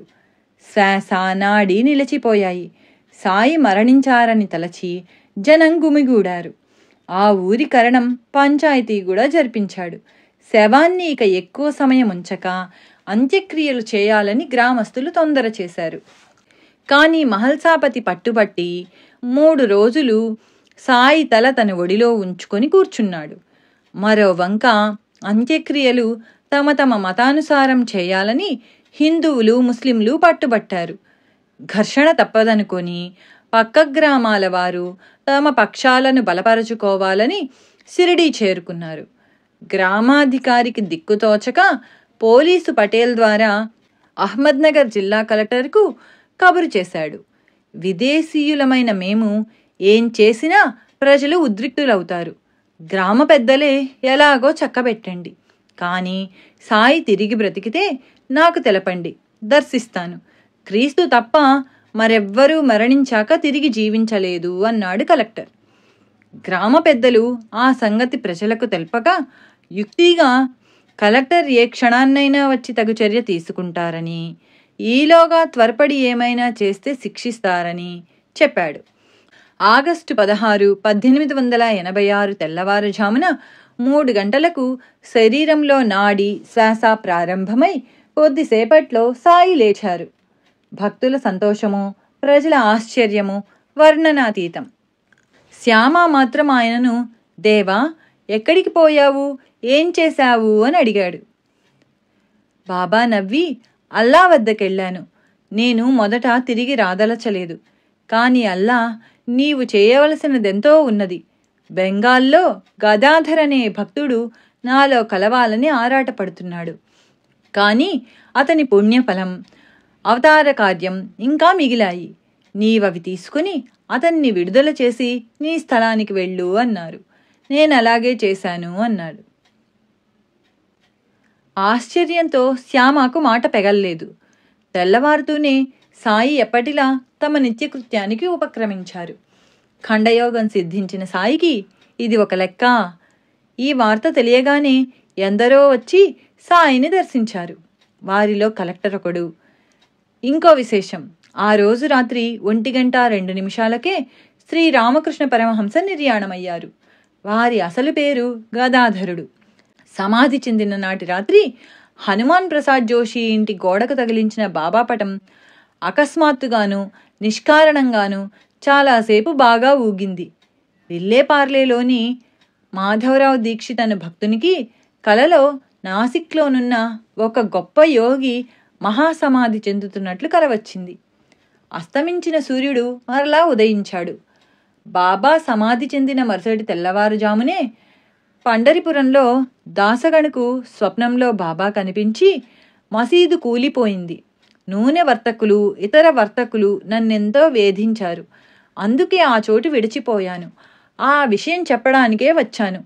నీవు త్వరగా వెళ్ళి నా సమాధిని పూలతో కప్పు అన్నారు. తెల్లవారి షిరిడీ నుంచి జాబు రానే వచ్చింది.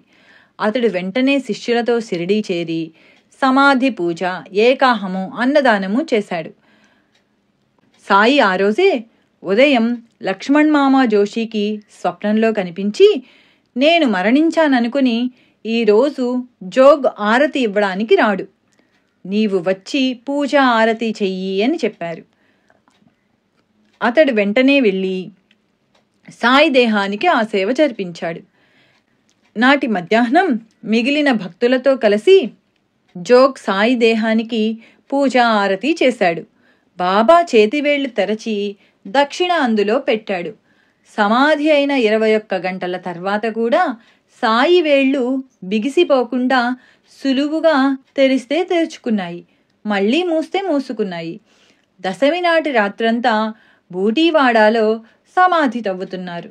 బుధవారం సాయంత్రం బాబా శరీరాన్ని 4 చక్రాలు గల ఒక వాహనంపై ఉంచి పైన అర్ధచంద్రాకృతిలో ఆచ్ఛాదన ఏర్పాటు చేసి గ్రామమంతా ఊరేగించి బూటీవాడాలోని హాలులో ఉంచారు. సుమారు 36 గంటల తర్వాత కూడా సాయి శరీరం కొంచెం కూడా బిగవక కఫ్నీ విప్పడం కూడా ఎంతో తేలికగా వీలైంది. బుధవారం బాబా నోటి వెంట కొద్ది రక్తం వచ్చింది. బాబా సమాధి అయిన మరునాటి రాత్రి 12:30 గంటలకు శ్రీమతి ప్రధాన్కు ఒక కల వచ్చింది. ఆయన సమాధి చెందుతుంటే చూచి బాబా చనిపోతున్నారు అని కేకలు పెడుతున్నది. అప్పుడు బాబా, మహాత్ములు చనిపోరు, సమాధి అవుతారు అన్నారు. మరుక్షణమే ఆయన శరీరం నిశ్చలమైంది. అందరూ దుఃఖిస్తున్నారు. తెల్లవారేసరికి సాయి మహాసమాధి చెందిన వార్త అందింది. 3వ రోజు తెల్లవారుజామున ఎండబ్ల్యూ ప్రధాన్ వదిన గారికి స్వప్నంలో బాబా కనిపించి, మీ సంచిలోనున్న పీతాంబరం పంపి నా సమాధిపై కప్పించండి అన్నారు. వెంటనే మెలకువ వచ్చి చాలా సంవత్సరాలుగా ఉతికిన ఒక పీతాంబరం వారి సంచిలో ఉన్న సంగతి జ్ఞాపకమొచ్చి ఉదయమే దానిని షిరిడీ పంపారు. 1923వ సంవత్సరం వరకు తరచూ దానినే బాబా సమాధి మీద కప్పేవారు. బాబా సమాధి అయిన తర్వాత 7వ రోజున ఉపాసనీ బాబా కాశీ వెళ్ళి 1100 మంది బ్రాహ్మణుల చేత విశ్వేశ్వరునికి అభిషేకం చేయించి వారందరికీ భోజనము, దక్షిణ, శాలువలు ఇచ్చారు. బొంబాయి భక్తులు 13వ రోజున హిందూ పద్ధతిన 3000 రూపాయల ఖర్చుతో 3000 మందికి పంచభక్ష పరమాన్నాలతో భోజనం పెట్టారు. తర్వాత మాసికం రోజున దాసగను కూడా అంత వైభవంగానూ చేశాడు. ఆ రోజునే సాయి మరో భక్తునికి స్వప్న దర్శనమిచ్చి ఆ రోజు ప్రత్యేక పూజ, పేదలకు అన్నదానం చేయమని చెప్పగా అతడు ఆ విధంగానే చేశాడు. త్రైమాసికం అప్పుడు 5000 రూపాయల ఖర్చుతో సంతర్పణ, వస్త్రదానములతో పాటు ఆ కార్యం జరిపించిన బ్రాహ్మణులకు పట్టుబట్టలు, వెండి గ్లాసులు దానమిచ్చాడు దాసగను. అప్పట్లో సాయి సంస్థానానికి దాసగను అధ్యక్షుడిగా ఉన్నాడు. శ్రీ సచ్చిదానంద సమర్థ సద్గురు సాయినాథ్ మహారాజ్ కీ జై. శ్రీ సాయి లీలామృతం అధ్యాయం 21 కాలానికవ్వల సంపూర్ణం. శ్రీ సాయి లీలామృతం అధ్యాయం 22 దైవం మానుష రూపేణ. దైవం ఎప్పుడు అవతరించినా ఆ రూపమెంతో విలక్షణంగా ఉంటుంది. శ్రీరాముని రూపం పురుషులను కూడా సమ్మోహనపరిచేదట. శ్రీకృష్ణుని చూచి సర్వజీవులు తమను తామే మరచేవట. దత్తావతారమైన సాయి రూపం కూడా అలానే ఉండేదట. ఆయనను సగుణమేరు నాయక్ తన్మయుడై కన్నార్పకుండా చూస్తుంటే సాయియే పిచ్చివానిలా అలా చూస్తావేమి అనేవారు. దేని మీద నిలవని మనస్సు సద్గురువు మీద నిలుస్తుంది. అదే ధ్యానం అంటే. వారు మన మనస్సును, చిత్తాన్ని అంటే ఇతర ఆలోచనలు హరిస్తారు. సాయికి తమ గురువు దగ్గర అలానే జరిగిందట.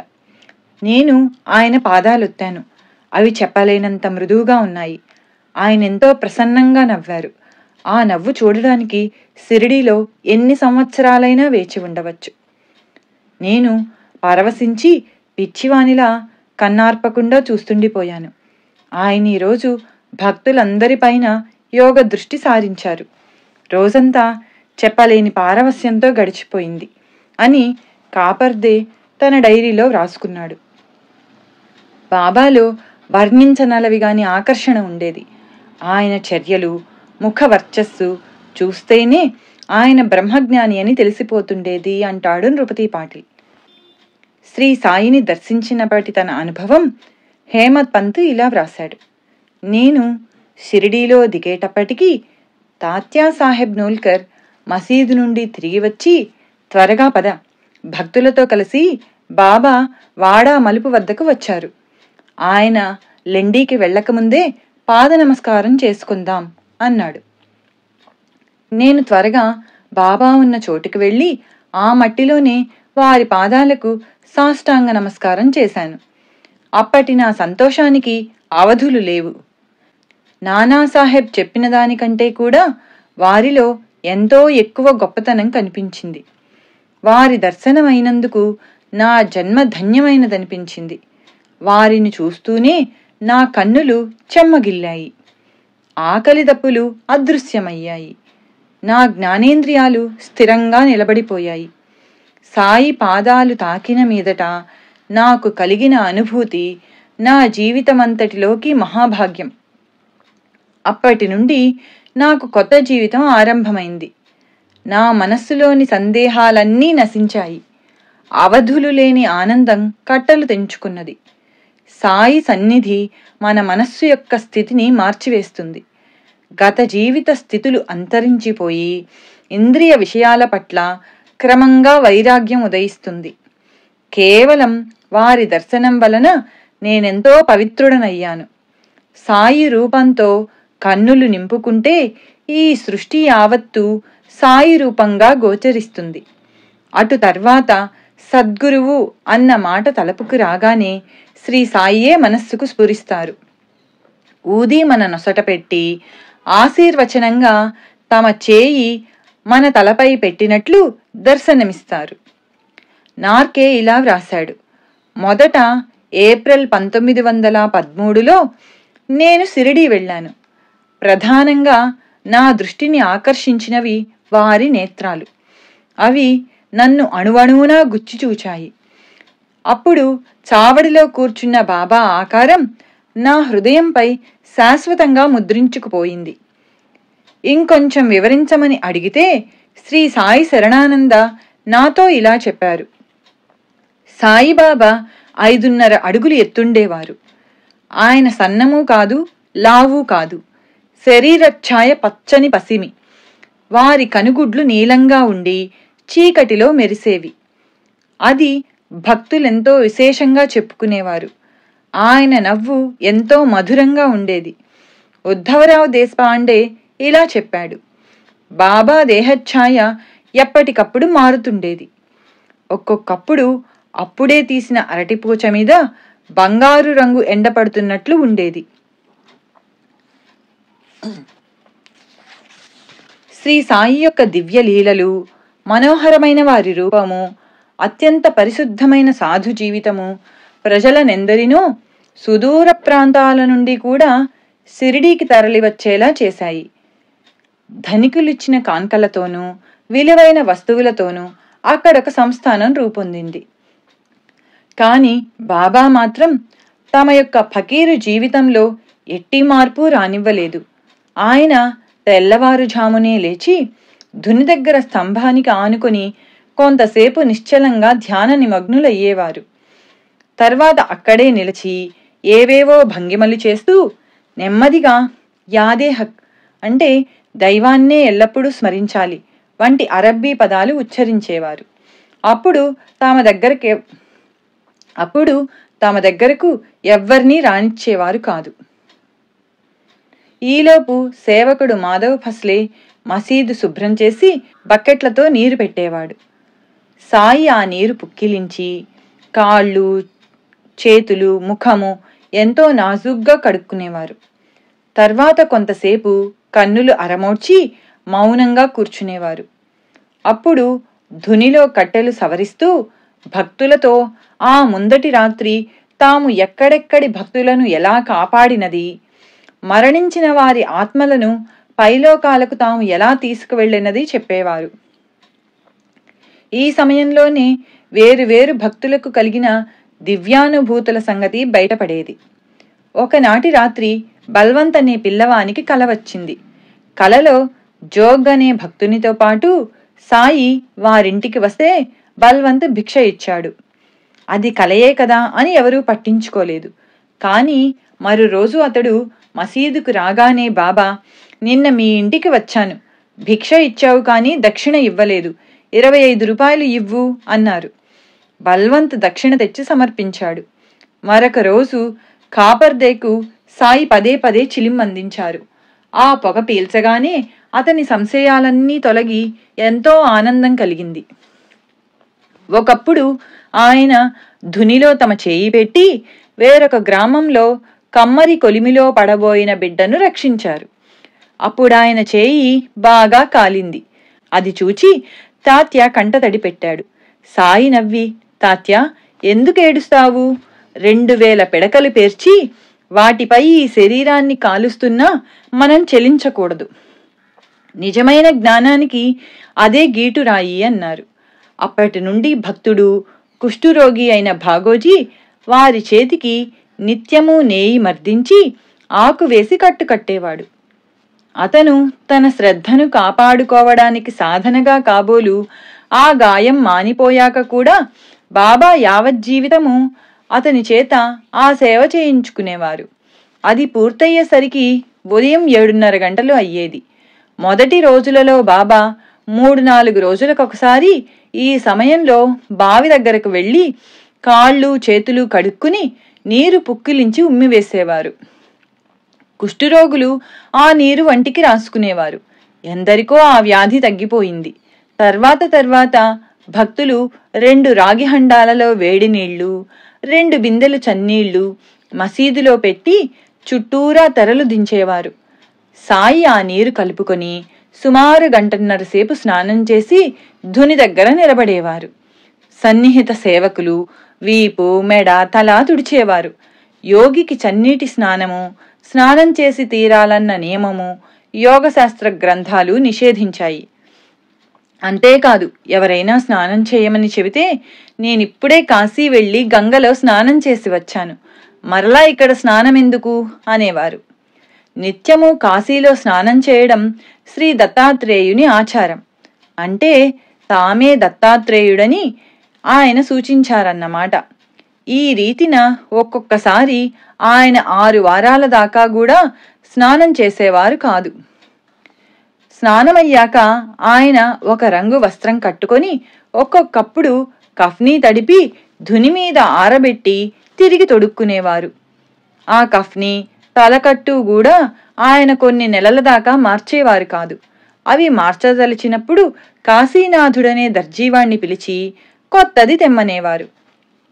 అతడు తీసుకురాగానే అది ధరించి పాతది ధునిలో పారేసి నమస్కరించేవారు. ఒక్కొక్కప్పుడు తమతో పాటు మరికొందరు భక్తులకు కూడా కఫ్నీలు ఇచ్చేవారు.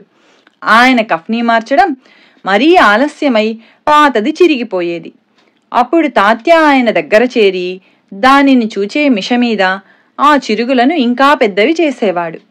అయినా ఆయన కొత్తది వేసుకునే బదులు మధ్యాహ్నం ఒంటరిగా ఉన్నప్పుడు ఒక ముల్లును సూదిగా చేసుకుని ఆ చిరుగులన్నింటికీ మాసికలు వేసుకునేవారు. అలాగే ఆయనకు బుద్ధి పుట్టినప్పుడు బాల అనే మంగలి చేత తన తల నున్నగా గొరిగించుకుని మీసం కోసుగా కత్తిరించుకునేవారు. దర్జీవానికి గాని మంగలివానికి గాని చేతికొచ్చినంత పైకం ఇచ్చేవారు. అయితే అదెప్పుడు వారి పనికి తగిన కిరాయి కంటే ఎంతో ఎక్కువ ఉండేది. బాబా ఎంతో మితభాషి. ఎక్కువగా కన్నులరమోడ్చుకుని భక్తులు రాగానే ఒక్కసారి వారికేసి చూచేవారు. పిల్లలతో వినోదంగా మాట్లాడేవారు. పసిపిల్లలను ఎత్తుకొని పలకరించేవారు. ఒకసారి పక్క గ్రామం నుండి తరచూ షిరిడీ వచ్చే పిలాజీ గురవ్ తన 10 సంవత్సరాల కొడుకు తనతో వస్తానని మారం చేస్తే వాణ్ణి కొట్టాడు. గురవ్ షిరిడీ చేరగానే బాబా కోపంగా, ఆ చిన్న వెధవను కొడితే ఊరుకోను, వాడు నీతో కూడా వస్తే నీదేం పోతుంది, ఈసారి వాణ్ణి కూడా తీసుకువస్తుండు అన్నారు. అప్పటి నుండి అతడు అలానే చేసేవాడు.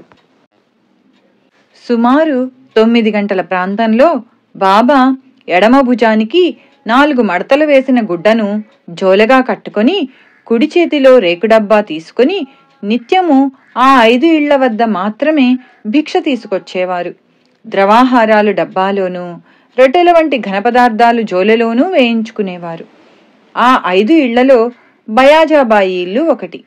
బాబా కేక వేయగానే ఆ తల్లి పనులన్నీ ఆపివేసి ఆయనను ఆహ్వానించి ఆయన ఎదుటనే కూర్చునేది.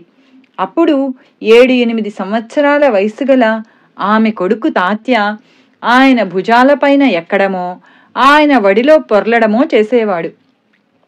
ఆమె అతనిని కసిరినా, ఆమె ముఖంలో ఏమాత్రం చికాకు వ్యక్తమైనా, బాబా, ఎందుకమ్మా వాణ్ణి కోపడతావు, వాడి ఇష్టం వచ్చినట్లు చేయనివ్వు అనేవారు.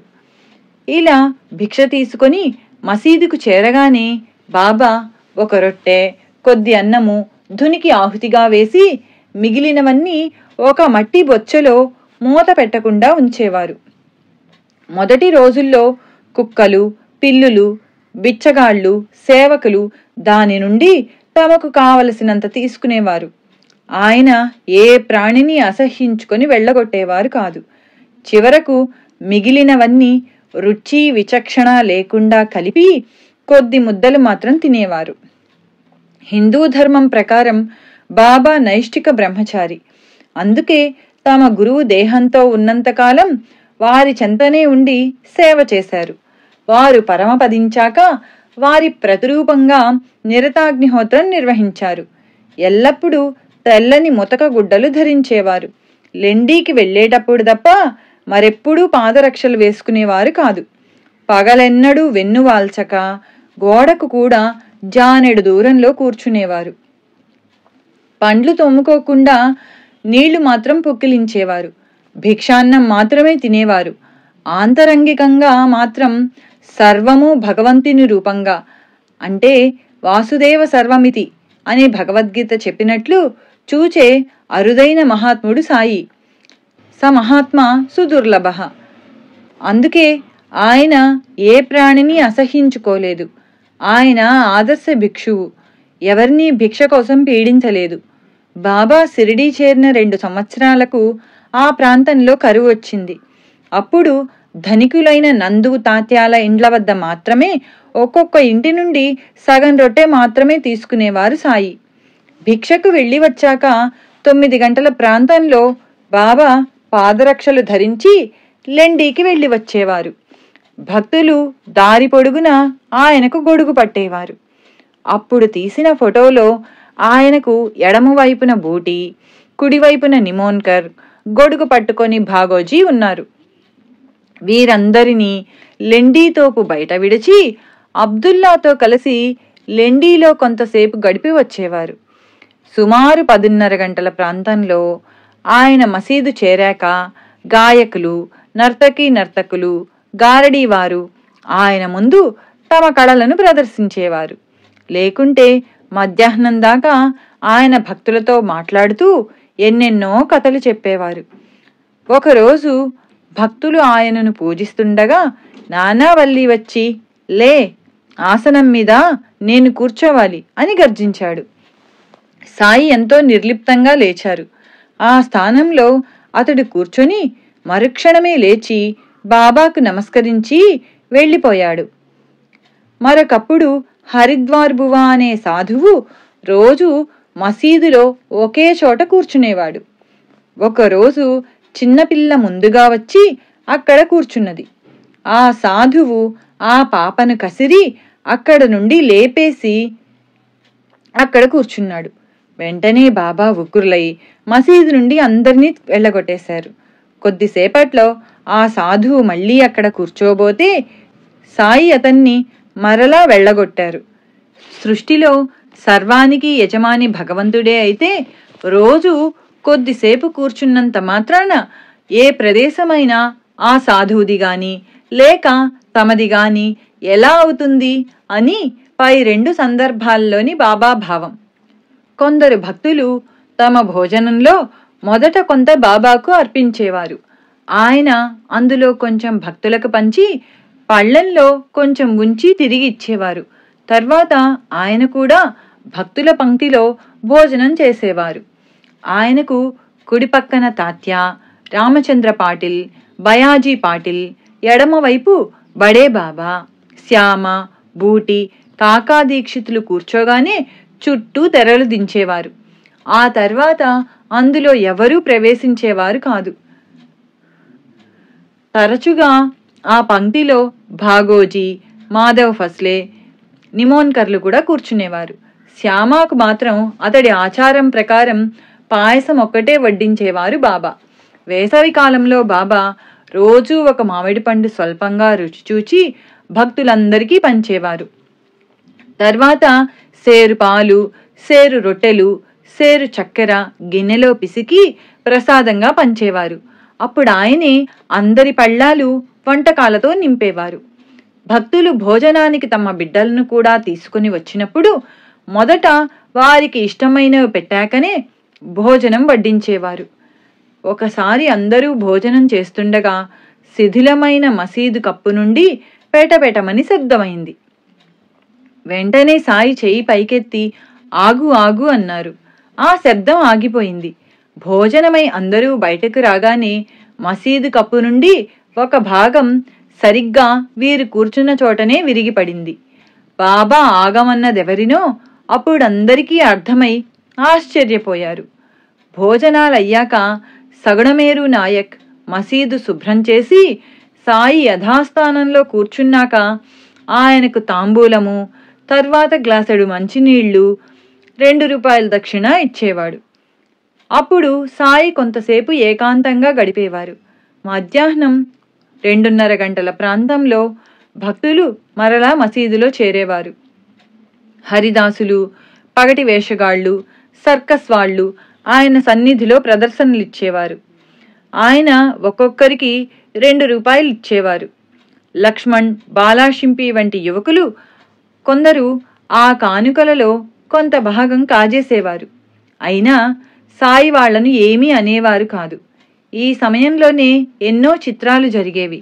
ఉదాహరణకు జనవరి 1, 1912న సాయి 3 కథలు చెప్పారు. 3వ కథ ప్రారంభించగానే ఒక ఫకీరొచ్చి ఆయన పాదాలు తాకాడు. సాయి కోపంతో నెట్టివేసినా అతడు విడవకుండా ఆయన పాదాలు పట్టుకున్నాడు. తర్వాత అతడు బయటికి వెళ్లి మసీదు ప్రహరీ గోడ వద్ద నిలుచున్నాడు. ఆ కోపంతో సాయి ఆరతి సామాన్లు, నైవేద్యాలు బయట పారవేసి రామ్ మారుతి అనేవాణ్ణి అమాంతంగా పైకెత్తేశారు. అతనికప్పుడు పైలోకానికి వెళ్ళినంత ఆనందం కలిగిందట. అలానే భాగ్య అనేవాణ్ణి, మరో యువకుణ్ణి కొట్టారు. ఆ కోపంలోనే కాపర్దే కొడుకు బల్వంత్ను ప్రమాదం నుండి రక్షించామని చెప్పి ఆ ఫకీరు కాపర్దేను చంపాలనుకున్నాడు. కానీ నేను అడ్డుపడ్డాను అన్నారు. ఆరతి సమయంలో తమ స్థానం నుండి లేచిపోయి ఆరతి అయ్యాక తిరిగి వచ్చి కూర్చున్నారు.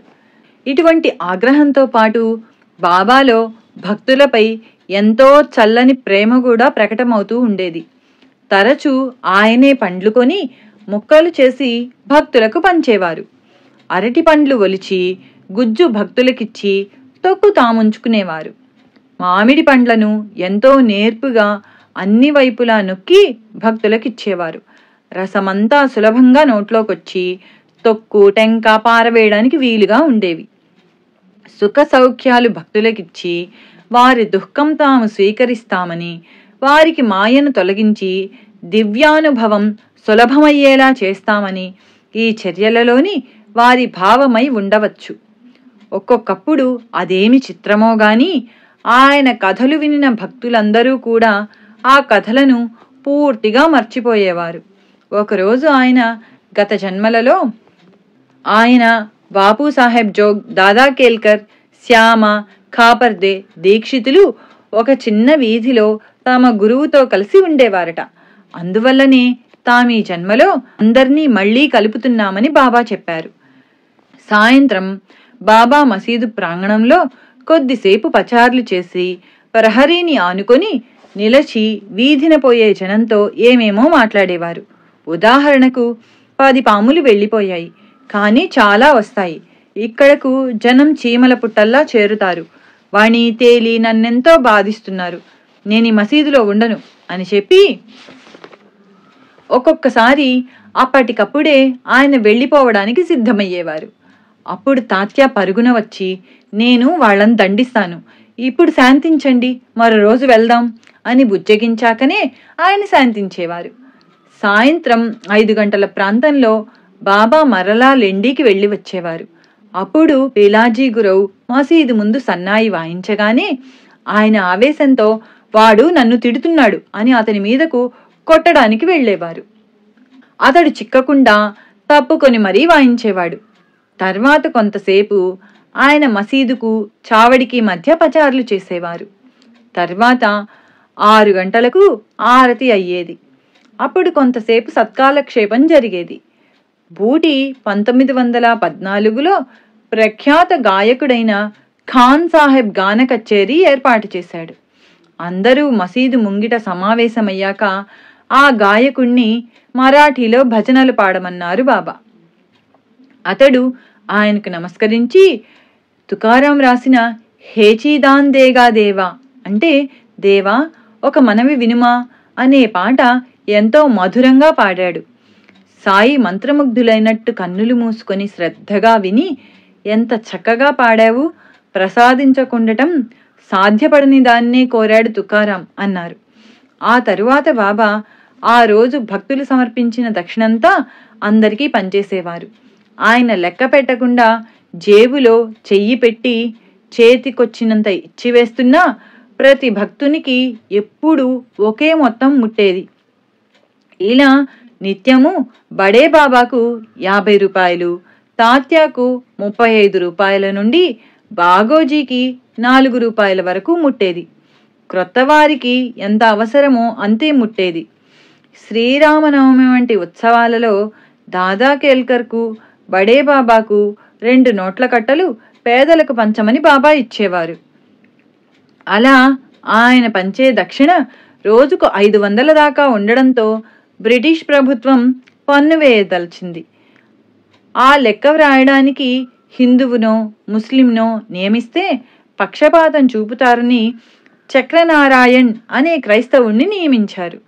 ఆయన వైరాగ్యాన్ని గమనించి చివరకు అతడు కూడా భక్తుడయ్యాడు. ఇలా తనకున్నదంతా సర్వులకు ఇచ్చివేసి తను వారి ప్రేమపై జీవించే భిక్షువుగా మాత్రమే ఉండగలవాడు నిజానికి భగవంతుడే, త్రిమూర్తి స్వరూపుడైన దత్తాత్రేయుడే. ఆయన కృతవీర్యుని కుమారుడైన అర్జునునికి సామ్రాజ్యమిచ్చి తాను సాధువుగానే ఉండిపోయాడు. ఆయన యొక్క అవతారమైన శ్రీ నృసింహ సరస్వతి కూడా ఒక రజకునికి మరు జన్మలో రాజ్యమిచ్చి తాను యతిగా ఉండిపోయారు.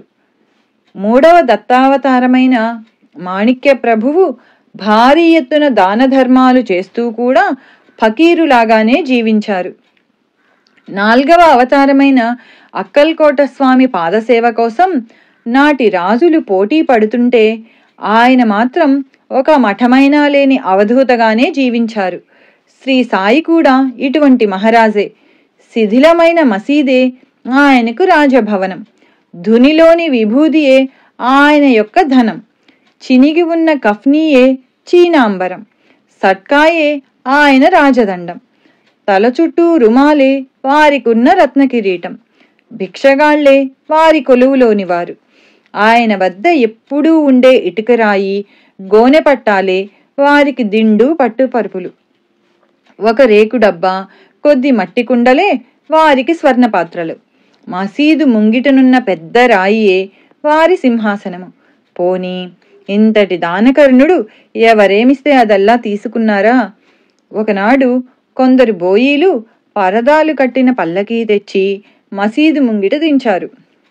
ఒక రాణిగారు ఒక వాసన కట్టిన బిందె మసీదులోకి పంపింది.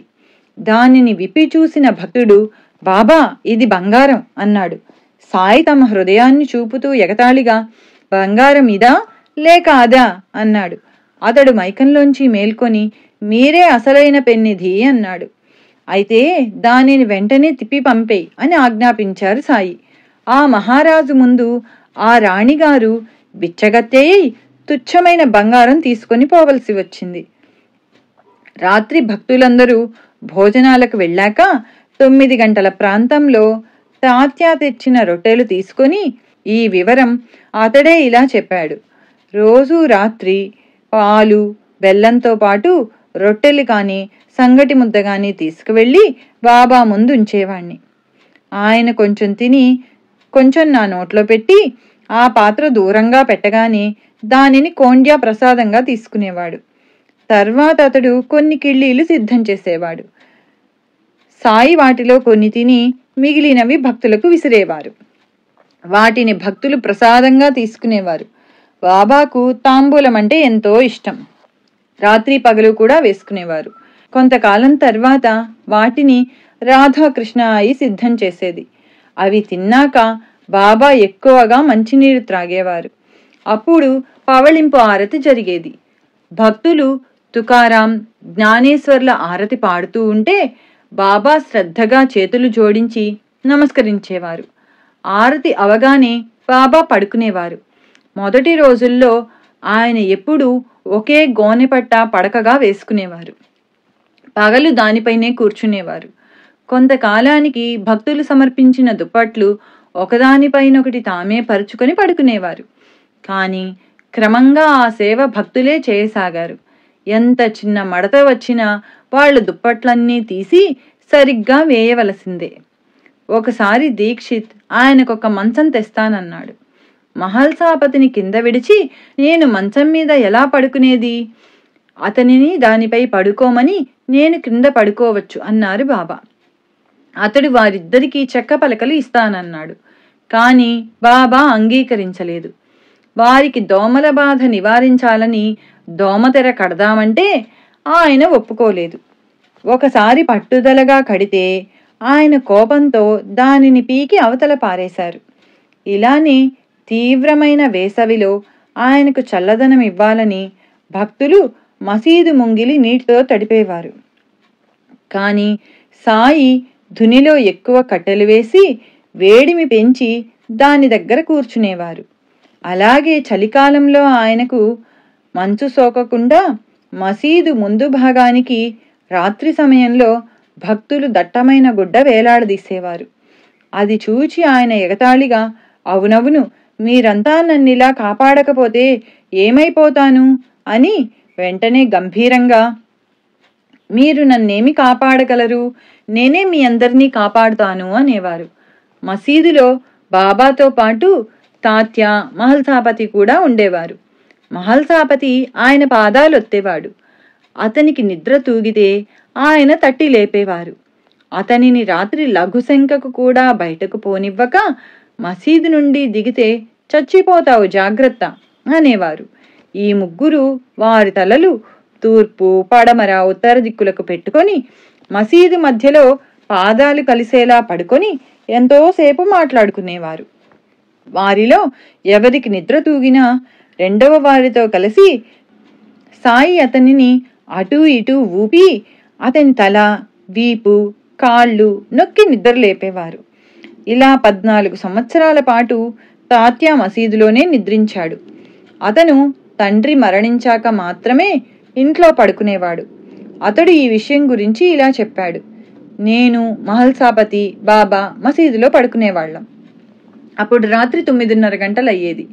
కొద్దిసేపటికి మహల్సాపతి లేచి ప్రమిదలలో నూనె నింపి వత్తులు సవరించి బాబా రొట్టెలు పెట్టుకునే కుండ మీద మూత పెట్టి ధునిలో కట్టెలు వేసేవాడు. నేను పగలంతా కష్టం చేయడం వలన నా ఒళ్ళు నొప్పులుగా ఉంటుందని గమనించి నాకు నిద్ర పట్టాక మహల్సాపతితో కలిసి నా ఒళ్ళు, కాళ్ళు, చేతులు పిసికేవారు. నాకదెంతో బాధనిపించేది. అలా చేస్తే నేను మసీదుకే రానని బెదిరించి ఒకసారి నేను 10-12 రోజులు వెళ్ళనేలేదు. బాబా బాధపడి దూరాన వెడుతున్న నన్ను కేక వేసేవారు. ఆయనతో నాకెట్టి సంబంధమూ లేదని సైగలతో తెలిపి వెళ్ళిపోయేవాణ్ణి. బయాజామామి కొడుకును కనుక ఆయనకు నాపై ఎంతో ప్రేమని నచ్చజెప్పి కాకా సాహెబ్ నన్ను మసీదుకు తీసుకువచ్చేవాడు. ముందటి అధ్యాయాలలో మనం గమనించినట్లు మహాద్భుతమైన శక్తి, ఈ అధ్యాయంలో గమనించినట్లు సాటిలేని వైరాగ్యము గల సాయి కేవలం ఒక సామాన్య మానవునిలా, అంతకంటే కూడా అసమానమైన వినమ్రతలతో ప్రవర్తించేవారు. కొన్ని సమయాలలో మహల్సాపతి, తాత్య వంటి భక్తులతో చెలగాటమాడేవారు. తాత్య తలపాగా దాచేసి అతడు వెతుక్కుంటుంటే వినోదించేవారు. ఒక్కొక్కప్పుడు దానిని తామే ధరించి అతని నడక చక్కగా అనుకరించేవారు. తాత్య కూడా సాయిని ప్రేమగా మామా అని పిలిచేవాడు. వారిద్దరూ నిజంగా మామా మేనల్లునిలా మసలుకొనేవారని ప్రధాన్ రాశాడు. అలానే మసీదులో ఆ ఇద్దరే ఉన్నప్పుడు బాబా మహల్సాపతి కాళ్ళు పిసికి అతను వారిస్తే, పర్వాలేదులే, మనిద్దరం ఒకటే, అందరూ నన్ను గొప్పవాడనుకుంటారు కానీ అది నిజం కాదు, నేను నీలాంటి వాడినే అనేవారు. తాత్య కూడా ఇలా చెప్పాడు. ఒకనాడు బాబా అకస్మాత్తుగా నా పాదాలు తాకారు. నాకెంతో బాధనిపించి మీరిలా చేయవచ్చా అన్నాను. నోర్ముయ్, మీకేం తెలుసు అని చేతులు విడిపించుకొని మరలా నా పాదాలు తాకి నమస్కరించి జయదేవా జయదేవా అన్నారు. ఇటువంటి చనువు వల్లనే సన్నిహిత భక్తులు అప్పుడప్పుడు ఆయన మాటలకు ఇవ్వవలసిన విలువ ఇవ్వలేక కష్టాలకు గురి అవుతుండేవారు. ఒకరోజు తాత్య, బాబా, శివరాత్రికి టాంగాలో జజూరి వెళ్ళి వస్తాను అన్నాడు. బాబా, ఎందుకంత బాధ అన్నారు. అతడు, నీవెప్పుడూ ఇంతే, అడ్డుపుల్ల వేస్తావు అన్నాడు. సాయి చికాకుగా సరే పో అన్నారు. అతడు బయలుదేరిన కొద్దిసేపట్లో టాంగా బోల్తా కొట్టింది. అతడు గాయాలు తుడుచుకుంటూ మసీదుకు చేరగానే సాయి అతనిని చూచి నవ్వి, చెబితే బుద్ధి ఉండక్కర్లా, అడగడమెందుకు, వద్దంటే వెళ్ళడమెందుకు అన్నారు. అలానే బాలాభాటే కూతురు సాయిబాయి కోసం కాకా దీక్షిత్ మంచి పెండ్లి సంబంధం తీసుకొచ్చాడు. బాబాతో చెప్పగానే ఆయన, అంతకంటే ఆమెను అప్ప అనే వంటవాడికివ్వడం మేలు అన్నారు. సమయం చూచుకొని అతడు మరలా ఆ ప్రస్తావన తేగానే ఆయన చికాకుగా వాడికే ఇచ్చి చేసుకోపో, ఏడ్చుకో అన్నారు. తీరా వివాహం జరిపించాక 6 మాసాలలో ఆ యువకుడు మరణించాడు. ఆ వార్త వినగానే భక్తులతో బాబా, ప్రతివాడు బాబా నీకు తెలియనిదేమున్నది అంటాడే గాని చెప్పినట్లు విని చచ్చేవాడు ఎవ్వడూ లేడు అన్నారు. ఎన్నిసార్లు ఆయన చరిత్ర చదివినా మనం మాత్రం చేసేదేమిటి? బాబా వైఖరిలో వేదాంతము, చమత్కారము మేళవించి ఉండేవి. ఒక గృహిణి తన భర్త ఇల్లు విడిచిపోయి 3 సంవత్సరాలైందని కన్నీటితో చెప్పుకుంది. ఆయన, నా భర్త ఎప్పుడూ నాతో ఉంటూ కూడా ఒక్కసారైనా పలకడు, ముఖం చూపించడు, నేనేమి చేసేది అని పెద్దగా శోకించారు. ఆమె విస్తుబోయింది, కానీ ఆమెకి ఏమీ అర్థం కాలేదు. కొద్ది కాలానికి ఆమె భర్త తిరిగి వచ్చాడు, కానీ ఆమెతో మాట్లాడనే లేదు, ఆమె ముఖం కూడా చూడలేదు. ఆ బాధకామె అతడు ఇల్లు విడిచిన రోజులే మేలనుకున్నది. క్రమంగా అతడు ప్రతి చిన్నదానికి ఆమెను తిడుతూ కొడుతూ ఉండేవాడు. అప్పుడామె అతడు మౌనంగా ఉన్న రోజులే మేలనుకున్నది. కొంతకాలానికి అతడు చనిపోయాడు. ఆ తర్వాత ఆమె వేదాంత శ్రవణం చేస్తుంటే బాబా మాటలు అర్థమయ్యాయి. పరమాత్మే అసలైన భర్త, ఎప్పుడూ కూడా ఉంటున్నా కనిపించడు, మాట్లాడడు. మానవులు పాటుపడవలసినది నిజానికి ఆయనొక్కడి కోసమే. శ్రీ సాయి లీలామృతం అధ్యాయం 22 దైవం మానుష రూపేణ సంపూర్ణం. శ్రీ సచ్చిదానంద సమర్థ సద్గురు సాయినాథ్ మహారాజ్ కీ జై. అవధూత భరద్వాజ మహారాజ్ కీ జై. హరి ఓం. గురుదేవ దత్త. 5వ సప్తాహం 5వ రోజు పారాయణ 20వ అధ్యాయం నుండి 22వ అధ్యాయం వరకు సంపూర్ణం.